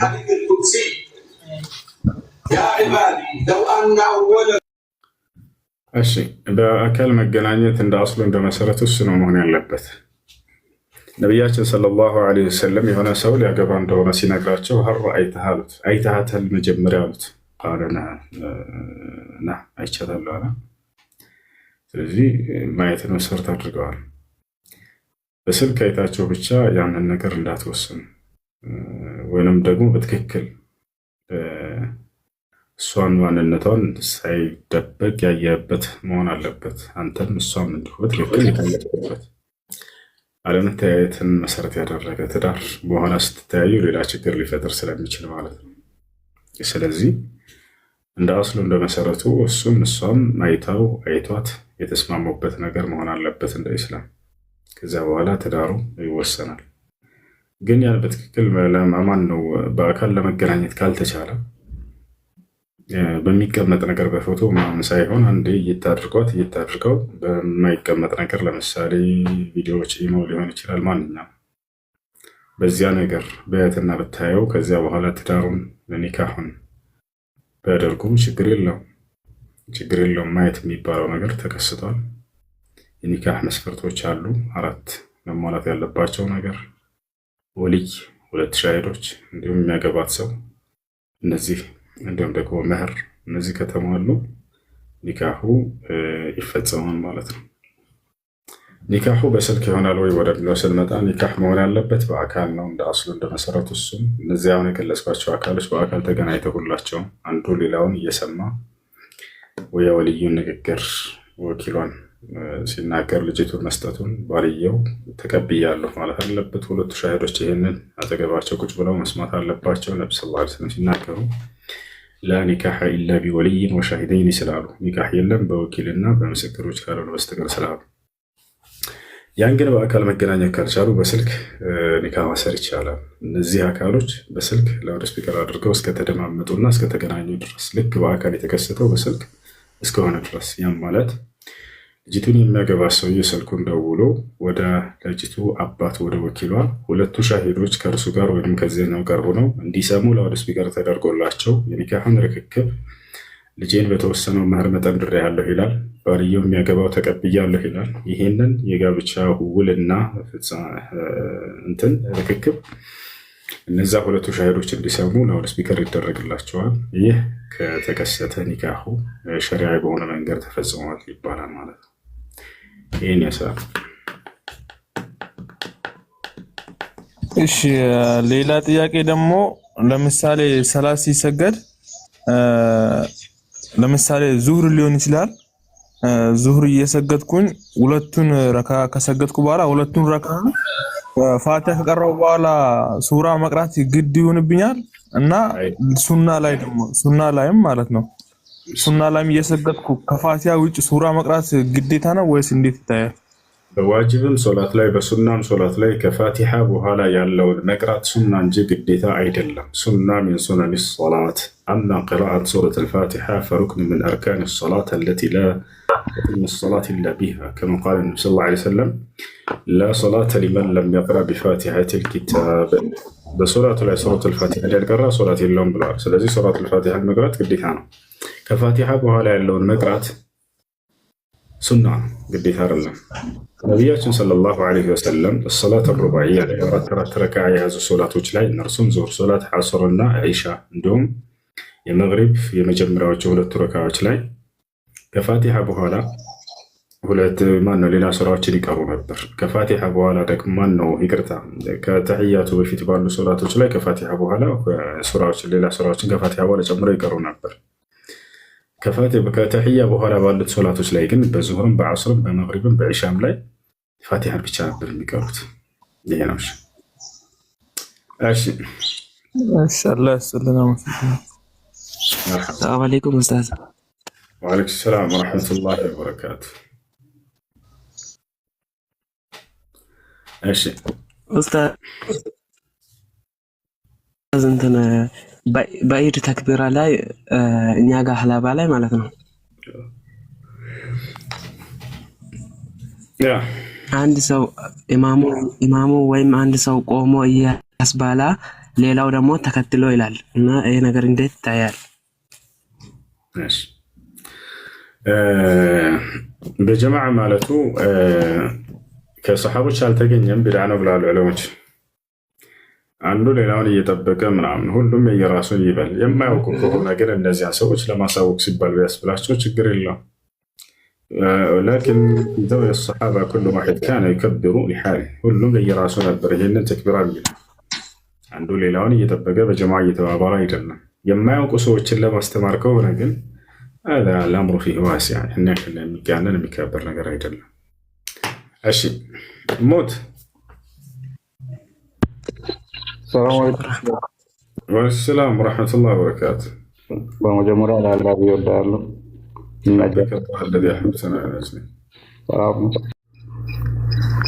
ከኢትዮጵያ ያለ መህር ባለቤቴን ማምጣት ፈለኩና እንዴት ነው ይሄ ነገር?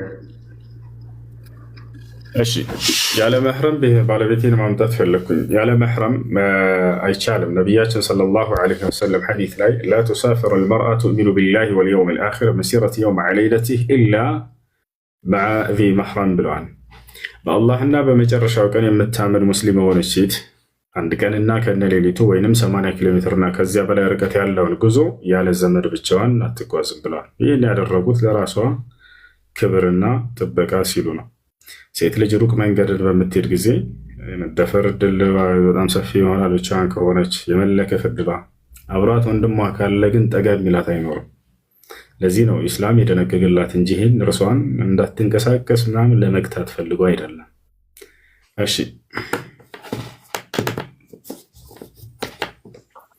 ኡስታዝ አንድ ጥያቄ አለኝ መጨረሻ።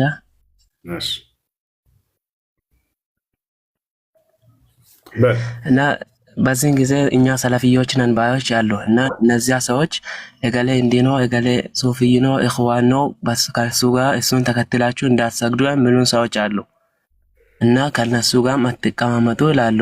እነዚያ ሰዎች ግን እነሱ የሚሉትን ነገር አያደርጉም። ቢድዓ ማለት ነው። ሙብተዲዎች ናቸው። እነሱ ሙብተዲዎች ናቸው። ከነሱ ጋር እንዳትሰግዱ ይሉናል እና እነሱ ደግሞ ያኞቹ የሚሉትን ነገር እነሱ አያደርጉም።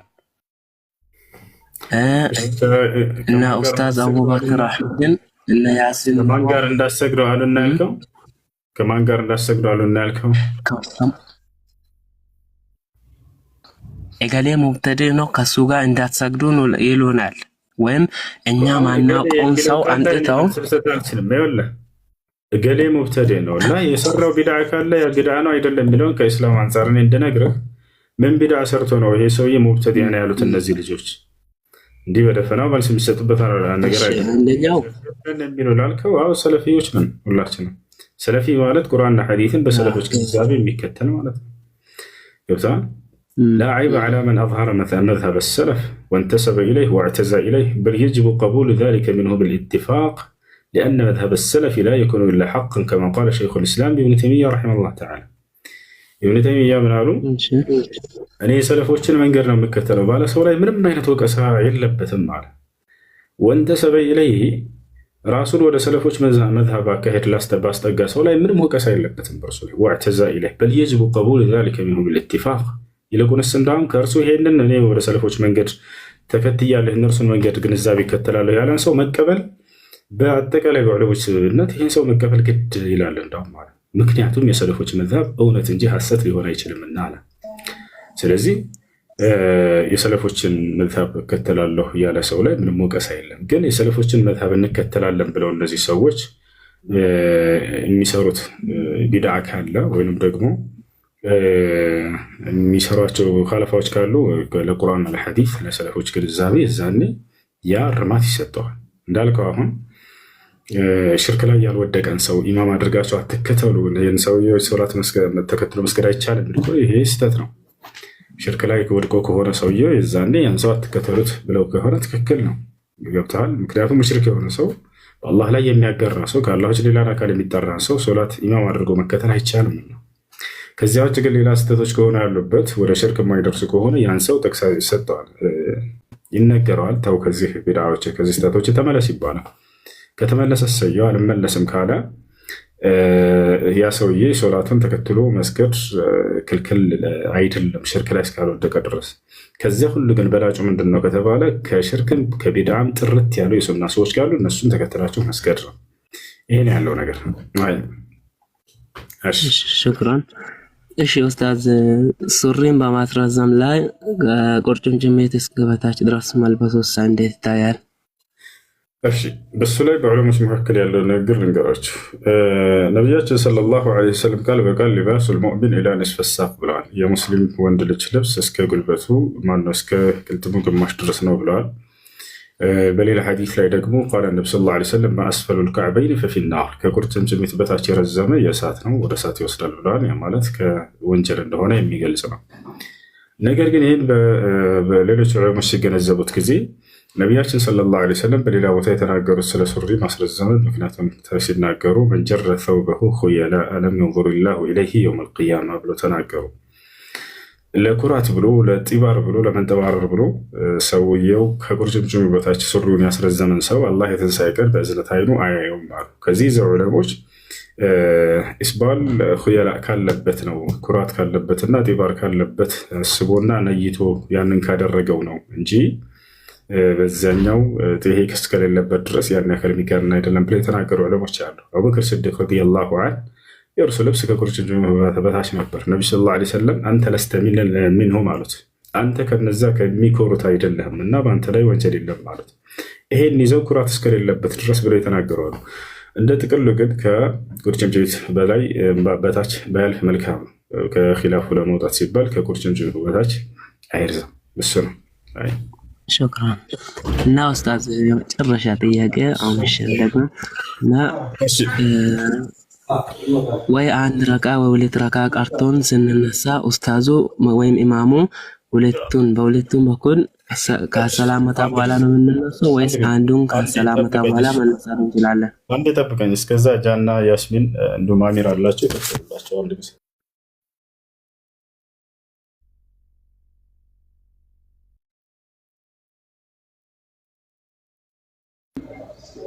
መርሃባ ሰላም አለይኩም ጋ አለ ወአለይኩም ሰላም ወራህመቱ። እኔ ጫጫታ ውስጥ ነኝ። ምችል ከሆነ ቀጥላ። መርሃባ ጃስሚን ሰላም አለይኪ። ሰላም ወራህመቱ። እንዴት ነው አሚሮ? አልሐምዱሊላህ። እንዴት ናችሁ? አልሐምዱሊላህ። ክርስቲያኖች ካላችሁ ግቡና ወይ የገባ ክርስቲያን ካለ ከነሱ ጋር እሱስ ከሚመጣ ድረስ መርሐባ። ክርስቲያኖች ካላችሁ አንድ ቁጥር ጻፉ። እሱ እስከሚመጣ ድረስ ታብታቡንም ከፍ አድርጉት። እሺ ባረከላሁ ፊኩም። ክርስቲያኖች አሉ እዚህ ጋር ያለው ማን ነው? ኪንግ ክርስቲያን ነህ ወይስ ሙስሊም ነህ? ኪንግ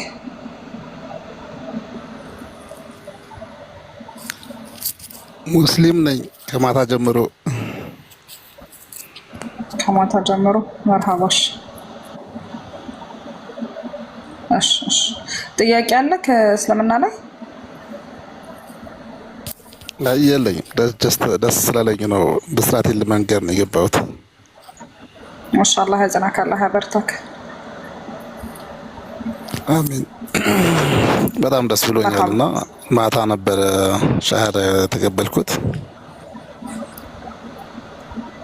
እና ማታ ይገርማቸዋል አነጋ ብሎኝ ጠዋት ነው የምትሰግደው ብሎኝ ሁሱ ለሌት 10 ሰዓት ተነስቼ ሻወር ወስጄ ምናምን 11 ሰዓት ደርሶ አዛን አይልም ማለት ነው። እኔ አዛን ሲወጣ እየጠበቅኩኝ ማለት ነው። ከዛ እንዴት ነው ሰዓቱ ተቀይሯል እንዴ ምናምን ብዬ ጎግል ሳርግ 11 ከ17 ምናምን ነው የሚለው ታውቂያለሽ። ከዛን በቃ ጠብቄ መስጊድ ሄድኩኝ ምናምን። አቤት ብቻ እኔ አላውቅም። አንቺ ድሮ ሙስሊም ነበርኩኝ እና የዛኔ የሰገድኩት ሰላት እንደዛ ሰግድ ምናምን እንደዛ አይነት ስሜት ሰምቶኝ አያውቅም። ትላንትና ዛሬ ጠዋት ስሰግድ የተሰማኝ ስሜት እኔ እንጃ በቃ የሆነ አምላኬን በቃ ቀጥታ አግኝቼ ያናገርኩት ነው የመሰለኝ ታውቂያለሽ። ማሻአላህ አላህ ያጽናክ። አላህ ይስጠንልኝ በተኛው መንገድ ላይ አላህ ያጽናን። ዱዓ አድርግ ለኛም ላንተም ዱዓ አድርግ። አላህ እዚህ መንገድ ላይ እንዲያጸናን ነብዩ ሰለላሁ ዐለይሂ ወሰለም ያም ቀልበል ቁሉብ ሰፊት ቁሉበና ለዲነክ ይሉ ነበርና ኢንሻአላህ ዱዓ አድርግ። አላህ ይቀበልክ። መርሐባ ክርስቲያን መስለከኝ ነበር የጠራሁክ። ተማም እንደሆነ ነፃነቴን አውጃለሁ። ማሻአላህ እሺ መርሐባ። እሱ ተመለሰካል ይቀጥሉ ወላ? እሺ ቀጥሉ። መንገድ ላይ ለሆነ ስለሆነ እናንተ ቀጥሉ። ነው ያመቸኝ ልሄድ ነው ልንቀሳቀስ እኔ ስላደረኩ መርሐባ። እሺ እስከዛ ታብታቡን ከፍ አድርጎት። እሺ ክርስቲያኖች ካላችሁ እሺ ገቡ። ሙስሊሞች የነጸጸር ጥያቄ ካላችሁም ጠይቁ። በዚህ አጋጣሚ ለክርስቲያን ወንድሞች ማስተላለፍ የምፈልገው መልእክት አለኝና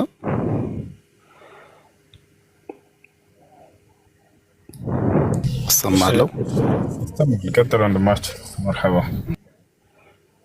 አዎ ማለት የምር በቃ ራሳችንን ነፃ እናውጣ ነው የምለው እኔ። ማምለጥ አለብን ማለት ሁሉን ነገሮች ግልጽ ናቸው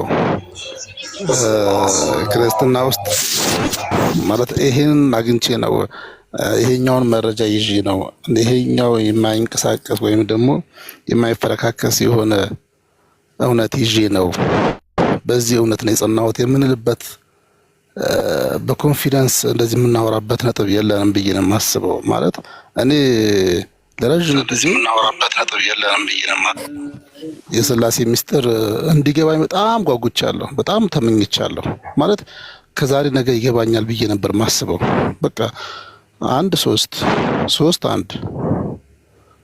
በቃ የሆነ መጽሐፍ ቅዱስ ላይ ኢየሱስ የራሱ ሚና እንዳለው በተለያዩ ቦታዎች ላይ ይገለጻል። በቃ አብ ደግሞ የራሱ የሆነ ሚና እንዳለው ይገለጻል እና ሶስቱም አንድ ናቸው የሚለውን ነገር በቃ አምነን ለመቀበል ውስጣችንን አምነን ለመቀበል ራሳችንን እንኳን ለማሳመን በጣም ረጅም እንጃ አላውቅም። እኔ እስከዛሬ ድረስ እንግዲህ በጣም ጓጉቻለሁ። በቃ በመንፈስ ነው ይሄን ነገር የምትረዳው። በቃ ራስን አዳምጥ፣ ልቦናህን አዳምጥ፣ ለእግዚአብሔር ታመን። በቃ ለኢየሱስ ፍቅር ቅድሚያ ስጥ፣ የዛን ይገባሃል ራሱ በቃ ነበር መባለው። ግን በዚህ ምክንያት ነው አንድ ነው፣ በቃ በዚህ ምክንያት ነው ሶስት የሆነው፣ በዚህ ምክንያት ነው አንድ የሆነው ተብዬ እንደዚህ ማለት ኮንሰፕቱን እንኳን እንደዚህ በትክክል ያስረዳኝ የሃይማኖት አባት የለም። ለምን እና ግን ሁሌም እኔ በቃ እኔ ኢየሱስን እወደዋለሁ፣ የሱ ፍቅር ነው የወሰደኝ፣ ስለዚህ በፍቅሩ ሆኜ ይሄንን ሚስጥር እረዳዋለሁ። እንኳንስ እኔ ማንም ይረዳው የለም እንዴ? ስለዚህ እኔ ከሰው የተለየው ፍጡር አይደለሁም።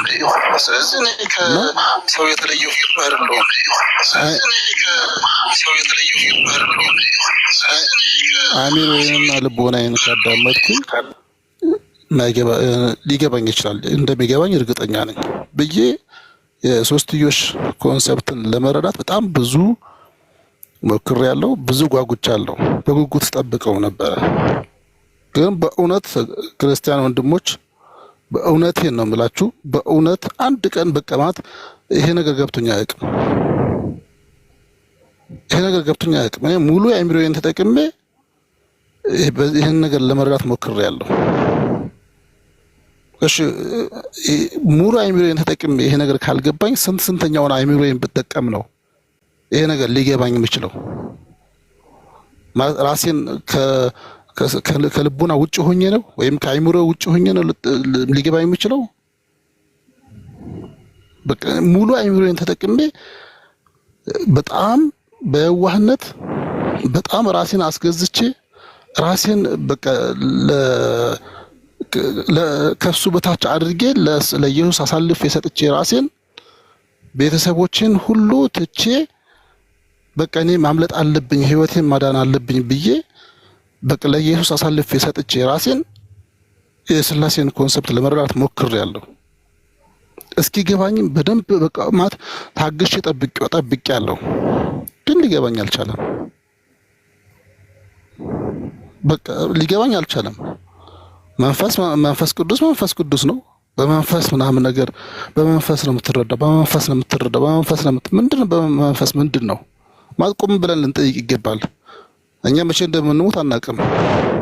ይኸው ሁሉም ተራውን ጠብቆ እየሄደ ነው። ሞት የሚባል ነገር እንደሆነ አይቀርም። በቃ ማለት ቢጠብቀን እኮ ቢያንስ እድል ስጠንና ይሄን ያህል ዓመት ጠብቀኸኝ ከዛ በኋላ ከተረዳውኝ ካልተረዳውኝ ደግሞ በቃ ተወስንብኛለህ ብለን የምናማክረው ነገር አይደለም ሞት። እና ባንዘናጋ ባንሸወድ የሆነ ላይፍ ባያታልለን በቃ ፈጣሪን ብንገናኝ ማለት እኔ ኢየሱስ እንደዚህ አሁን ለምሳሌ ኢየሱስን ታሪክ እንሰማለን፣ ይነገረናል፣ እናነባለን።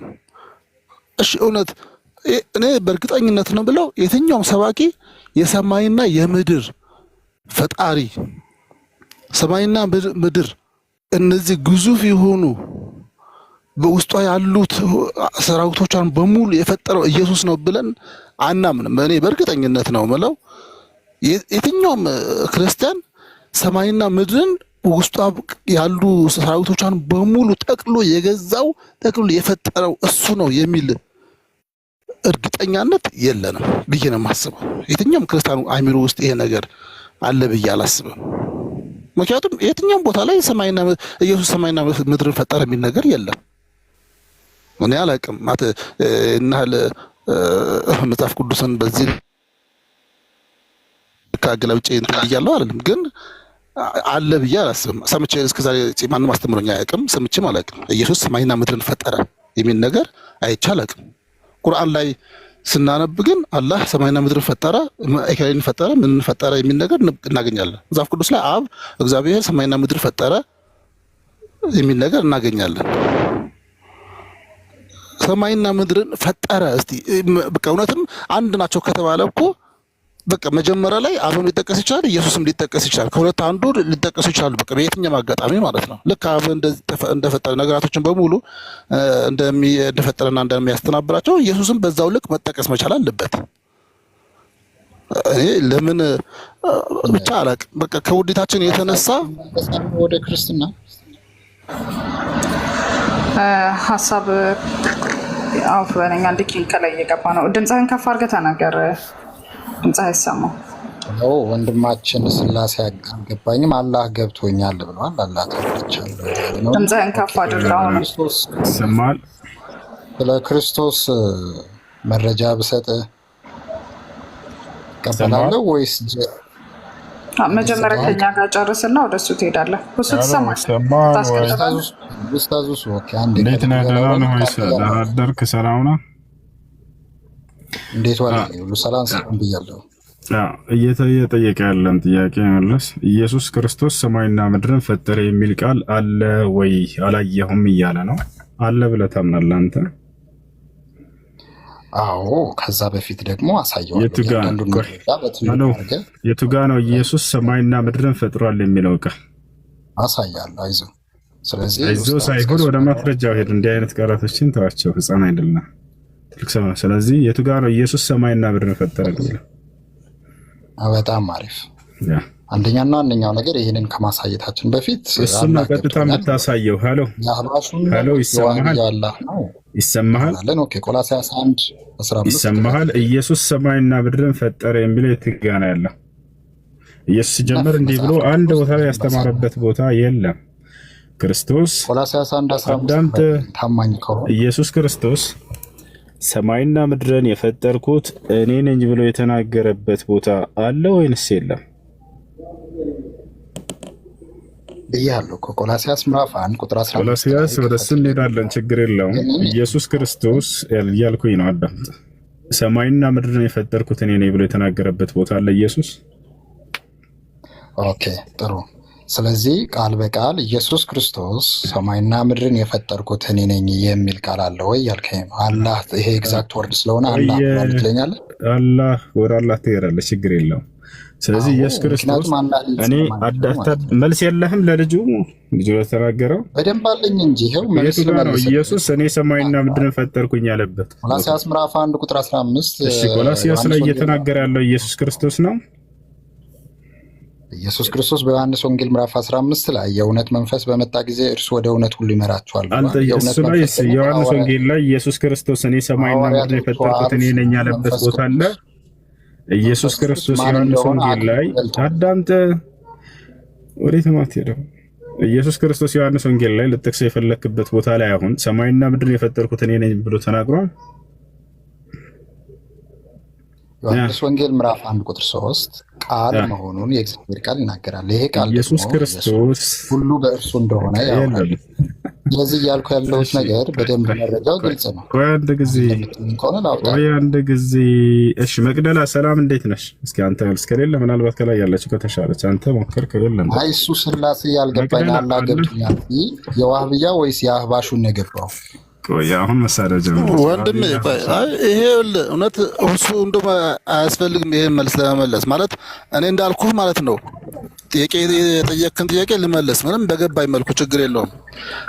እኔ ኢየሱስ ማለት ነው አብና ኢየሱስ አንድ ናቸው። ሁለቱ በቃ አብና አብ ማለት ኢየሱስ ነው። ኢየሱስ ማለት አብ ነው ከሆነ ልክ አብ ራሱን በገለጸበት መልኩ ኢየሱስም ራሱን መግለጽ መቻል አለበት። ለምን ኢየሱስም ራሱን መግለጽ መቻል አለበት?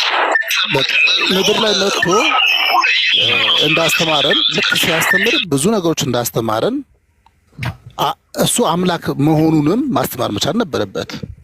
ልክ እግዚአብሔር እኔ ቀናተኛ አምላክ ነኝ፣ በብቸኝነት ተገዙ፣ ከኔ ውጪ ምስልንም የተቀረጸ ነገሮችንም ጣዖታትንም ለጣዖታትም አትስገዱ፣ አታምልኩ ብሎ ሲያስጠነቅቀን እኔ ቀናተኛ አምላክ ነኝ ብሎ ሲያስጠነቅቀን እንደነበረው ኢየሱስም በራሱ ልክ አብ እንደገሰጸንና እንደመከረን ሌላም ነገር አምልከን እንዳንጠፋ ሊመክረን ይገባ ነበር። እኔ ወደ አባቴ ወደ አባታችሁ እያለ አባቱ ሲጸልይ እኛን እየሸወደን ነው። እሱ እሺ እየጸለየ ማለት ነው። እኛ እሱን የምናመልከው ከሆነ ማለት ራሱ ማንነቱን እየደበቀን ነው። ማንነቱን ደብቆ እሺ፣ ለምሳሌ እሱ ኢየሱስ ወደ አብ እየጸለየ ያየሁኝ ከዛ በኋላ ወደ አብ ማልጸልይበት ምክንያት እንዴት ነው? እሺ አይ ሁለቱም መጸለይ አለበት፣ ሁለቱ አንድ ናቸው ከሆነ ደግሞ እሱም ለኔ ጸልይልኝ፣ እኔ አምላክህ ነኝ፣ ሰማይና ምድር የፈጠርኩት ልክ ከአብ እኩል እኔ ነኝ፣ ወይም ደግሞ አብረን ነው በአንድ እጅ ነው የፈጠርነው፣ ተባብረን የሰራ ነው ሰማይና ምድርን። ስለዚህ ለአብ የምታደርጋቸው ነገሮችን በሙሉ ለእኔ ማድረግ አለብህ ብሎ ለምን አልነገረኝም? እሺ ይሄን ሳላደርግ ብሞት እኔ ሲኦል ነኝ ወይስ የገነት ነኝ? የሲኦል ከሆንኩኝ እንዴት ነው ኢየሱስ ያላዘዘኝን ነገር ላደርግ የምችለው? አይ እኔ አንተ ተገዛኝ ስላላልከኝ አምልከኝ ስላላልከኝ ሰማይና ምድርን የፈጠርኩት እኔ ነኝ ስላላልከኝ ነው ያላመለኩት ብለው ሊቀጣኝ ነው። አድሚኖች ችግር አለባችሁ። እሺ እናመሰግናለን ወንድማችን ኪንጎ ጀዛከላህ ኸይራ። ከላይ መቅዲን እናስከትላትና እንቀጥላለን። ባረከላሁ ፊኩም። እሺ መቅደላ ነው የሚለው። ሰላም እንዴት ነህ? ሰላም ነው አላችሁ? አለ አልሐምዱሊላህ። እንዴት ነህ? እግዚአብሔር ይመስገን። እሺ ጥያቄ አለ? አዎ ጥያቄ አለኝ። አንድ ካይሙሪ ላይ የሚመላለስ ጥያቄ አለ። እሱን ጠይቄ እወጣለሁኝ። ጥያቄ ነው መጠየቅ። ጥያቄ ምንድን ነው? እሺ ጥያቄ ያው ያን ያክል ጠለቅ ያለ እውቀት ባይኖረኝም ዝም ብዬ እንዲሁ ካይሙሪ ላይ የሚመላለስብኝ አደም ሙስሊም ነው አይደል? በእናንተ ነቢያቶች ሙስሊም ናቸው። ታሪካዊ ጥያቄ ነው መጠየቅ የፈለኩት። የት ኖረ? ታሪክ የእምነት ማስረጃ ሊሆን አይችልም መቅደላ። እኛ ታሪክ ማንም እሺ በኋላ በሃይማኖት በመጽሐፍ ታሪክ መጽሐፍ ብሎ ቢጽፍ ያ ማስረጃ አድርጎ አይያዝም። ስለ ሃይማኖት በመጽሐፍ ልጠይቅህ ችግር የለውም። በሃይማኖትም ልጠይቅህና ዳይ አዳም የት ሀገር ነው የኖረው? የት ነው መጨረሻው ሲሆነው? እሺ አዳም ምን አደም ወይ ደግሞ አዳም የምንለው እኛ እናንተ አደም የምትሉት የት ሀገር ኖረ? መጨረሻ ላይ የት ሀገር ተቀበረ? ይሄን ማወቅ ፈልጋለሁ። በእስልምና ማለት ነው። የትና የትኛው ሀገር? አማራ ኖረ? ትግራይ ኖረ? እሱ ምን ይጠቅማል? የት እንደኖረ ማወቅ። ይልቁንስ የነበረበትን መንገድና ማንን ሲያመልክ እንደነበር ማወቁ አይሻልህም? ቆየ የት እንደተወለደ አዳምጥ። ይኸውልህ እሺ ምን አይነት እምነት እንደነበረው፣ ምን ያምን እንደነበር፣ ምን ሲያመልክ እንደነበር ያንን ማወቁ የተሻለ ነው። እሺ አምላክ ስለ ነብያት እዚህ ተወለዱ፣ እዚህ ሀገር አደጉ፣ እዚህ ሀገር ሞቱ ምናምን። ኢዮብ ነበር የት ነበር የተወለደው ያደገው? ዮናስ የት ነበር የተወለደው እና ያደገው? ኖህ የት ነበር የተወለደው እና ያደገው? ይሄንን አምላክ እወቅ ግዴታ ብሎ ግዴታ አላደረገብህም። ይሄንን አወቅም አላወቅም እውቀትን አይጨምርም። ይሄን ማወቁ አለማወቁ ደግሞ አላዋቂ አያስብልህም። ገብቶሃል አይደል? ስለ ነብያቶች እምነታቸው ምን ነበር ሲያምኑና ሲያመልኩ የነበረ የሚለውን አምላክ ያንን አውቀህ ከዚያ በኋላ ስለ ቀጣዩ ዓለም ምን አስተምረዋል፣ ስለ ምድራዊ ህይወትስ ምን አስተምረዋል፣ ሰው እንዴት አምላኩን መገዛት እንዳለበት እሱን እንድታውቁ ነው አምላክ አንተን ግዴታ ያደረገብህ። ያ ነው። አይ ግን ማወቅ ፈልጋለሁኝ ካልክ ከክርስትና በተሻለ መልኩ እስልምና ስለ አዳም የህይወት ታሪክ በደንብ አስተምሯል። እሱን ላንሳለህ። የት እንደኖረና የት እንደሞተ መንገርህ ፈልገህ ነው እሱ? አዎ እሱን ነው የፈለኩት በማስረጃ መቼ እንደሞተ፣ መቼ እንደተፈጠረ፣ መቼ ወደ ገነት እንደገባ፣ መቼ ወደዚህ ዓለም እንደመጣ ሁሉንም እንዳለ ልንገርህ። አሁን አዳም ቃል ነብዩ ሰለላሁ ዐለይሂ ወሰለም ነብዩ ሰለላሁ ዐለይሂ ወሰለም ምን አሉ መሰለህ? إن من أفضل أيامكم عند الله يوم الجمعة فيه خلق آدم وفيه أدخل إلى الجنة وفيه أهبط إلى الأرض وفيه توفي ولا تقوم الساعة إلا في يوم الجمعة. نبي صلى الله عليه وسلم من قالوا آدم التزقان آدم يتفتروا بجمعة كان تفتروا لك أنه ደግሞ አዳም ወደ ገነት እንዲገባ የተደረገው በጁምዓ ቀን ነው አሉ። ቀጣዩ አሁን ለጠይቀው ጥያቄ አዳም እዚህ ዓለም የመጣው በጁምዓ ቀን ነው። በጁምዓ ቀን እዚህ ዓለም ኖረ። የት ነው የኖረበት ሀገር ነው? في أرضه سبحانه وتعالى አላህ በፈጠራት ምድር ላይ በዚች ሀገር ላይ ኖረ ማለት ነው። በዚች ዓለም ላይ ኖረ። ከዚያም በኋላ መቼ ሞተ? በጁምዓ ቀን ሞተ። ይቺ ዓለም የምትፈጸመው በጁምዓ ቀን ነው አሉ። የኖረበት አካባቢ አይታወቅም። የዛኔ አካባቢ ስሞች የሉም። እባክህን አሁን ይሄ አማራ፣ ትግራይ፣ ኦሮሞ የሚለው ከጊዜ በኋላ ሰዎች መሰየማቸው አዳምጥ። የዛኔ ይሰየም ዘንድ ሰው አልኖረባትም፣ የመጀመሪያው ሰው ነበር።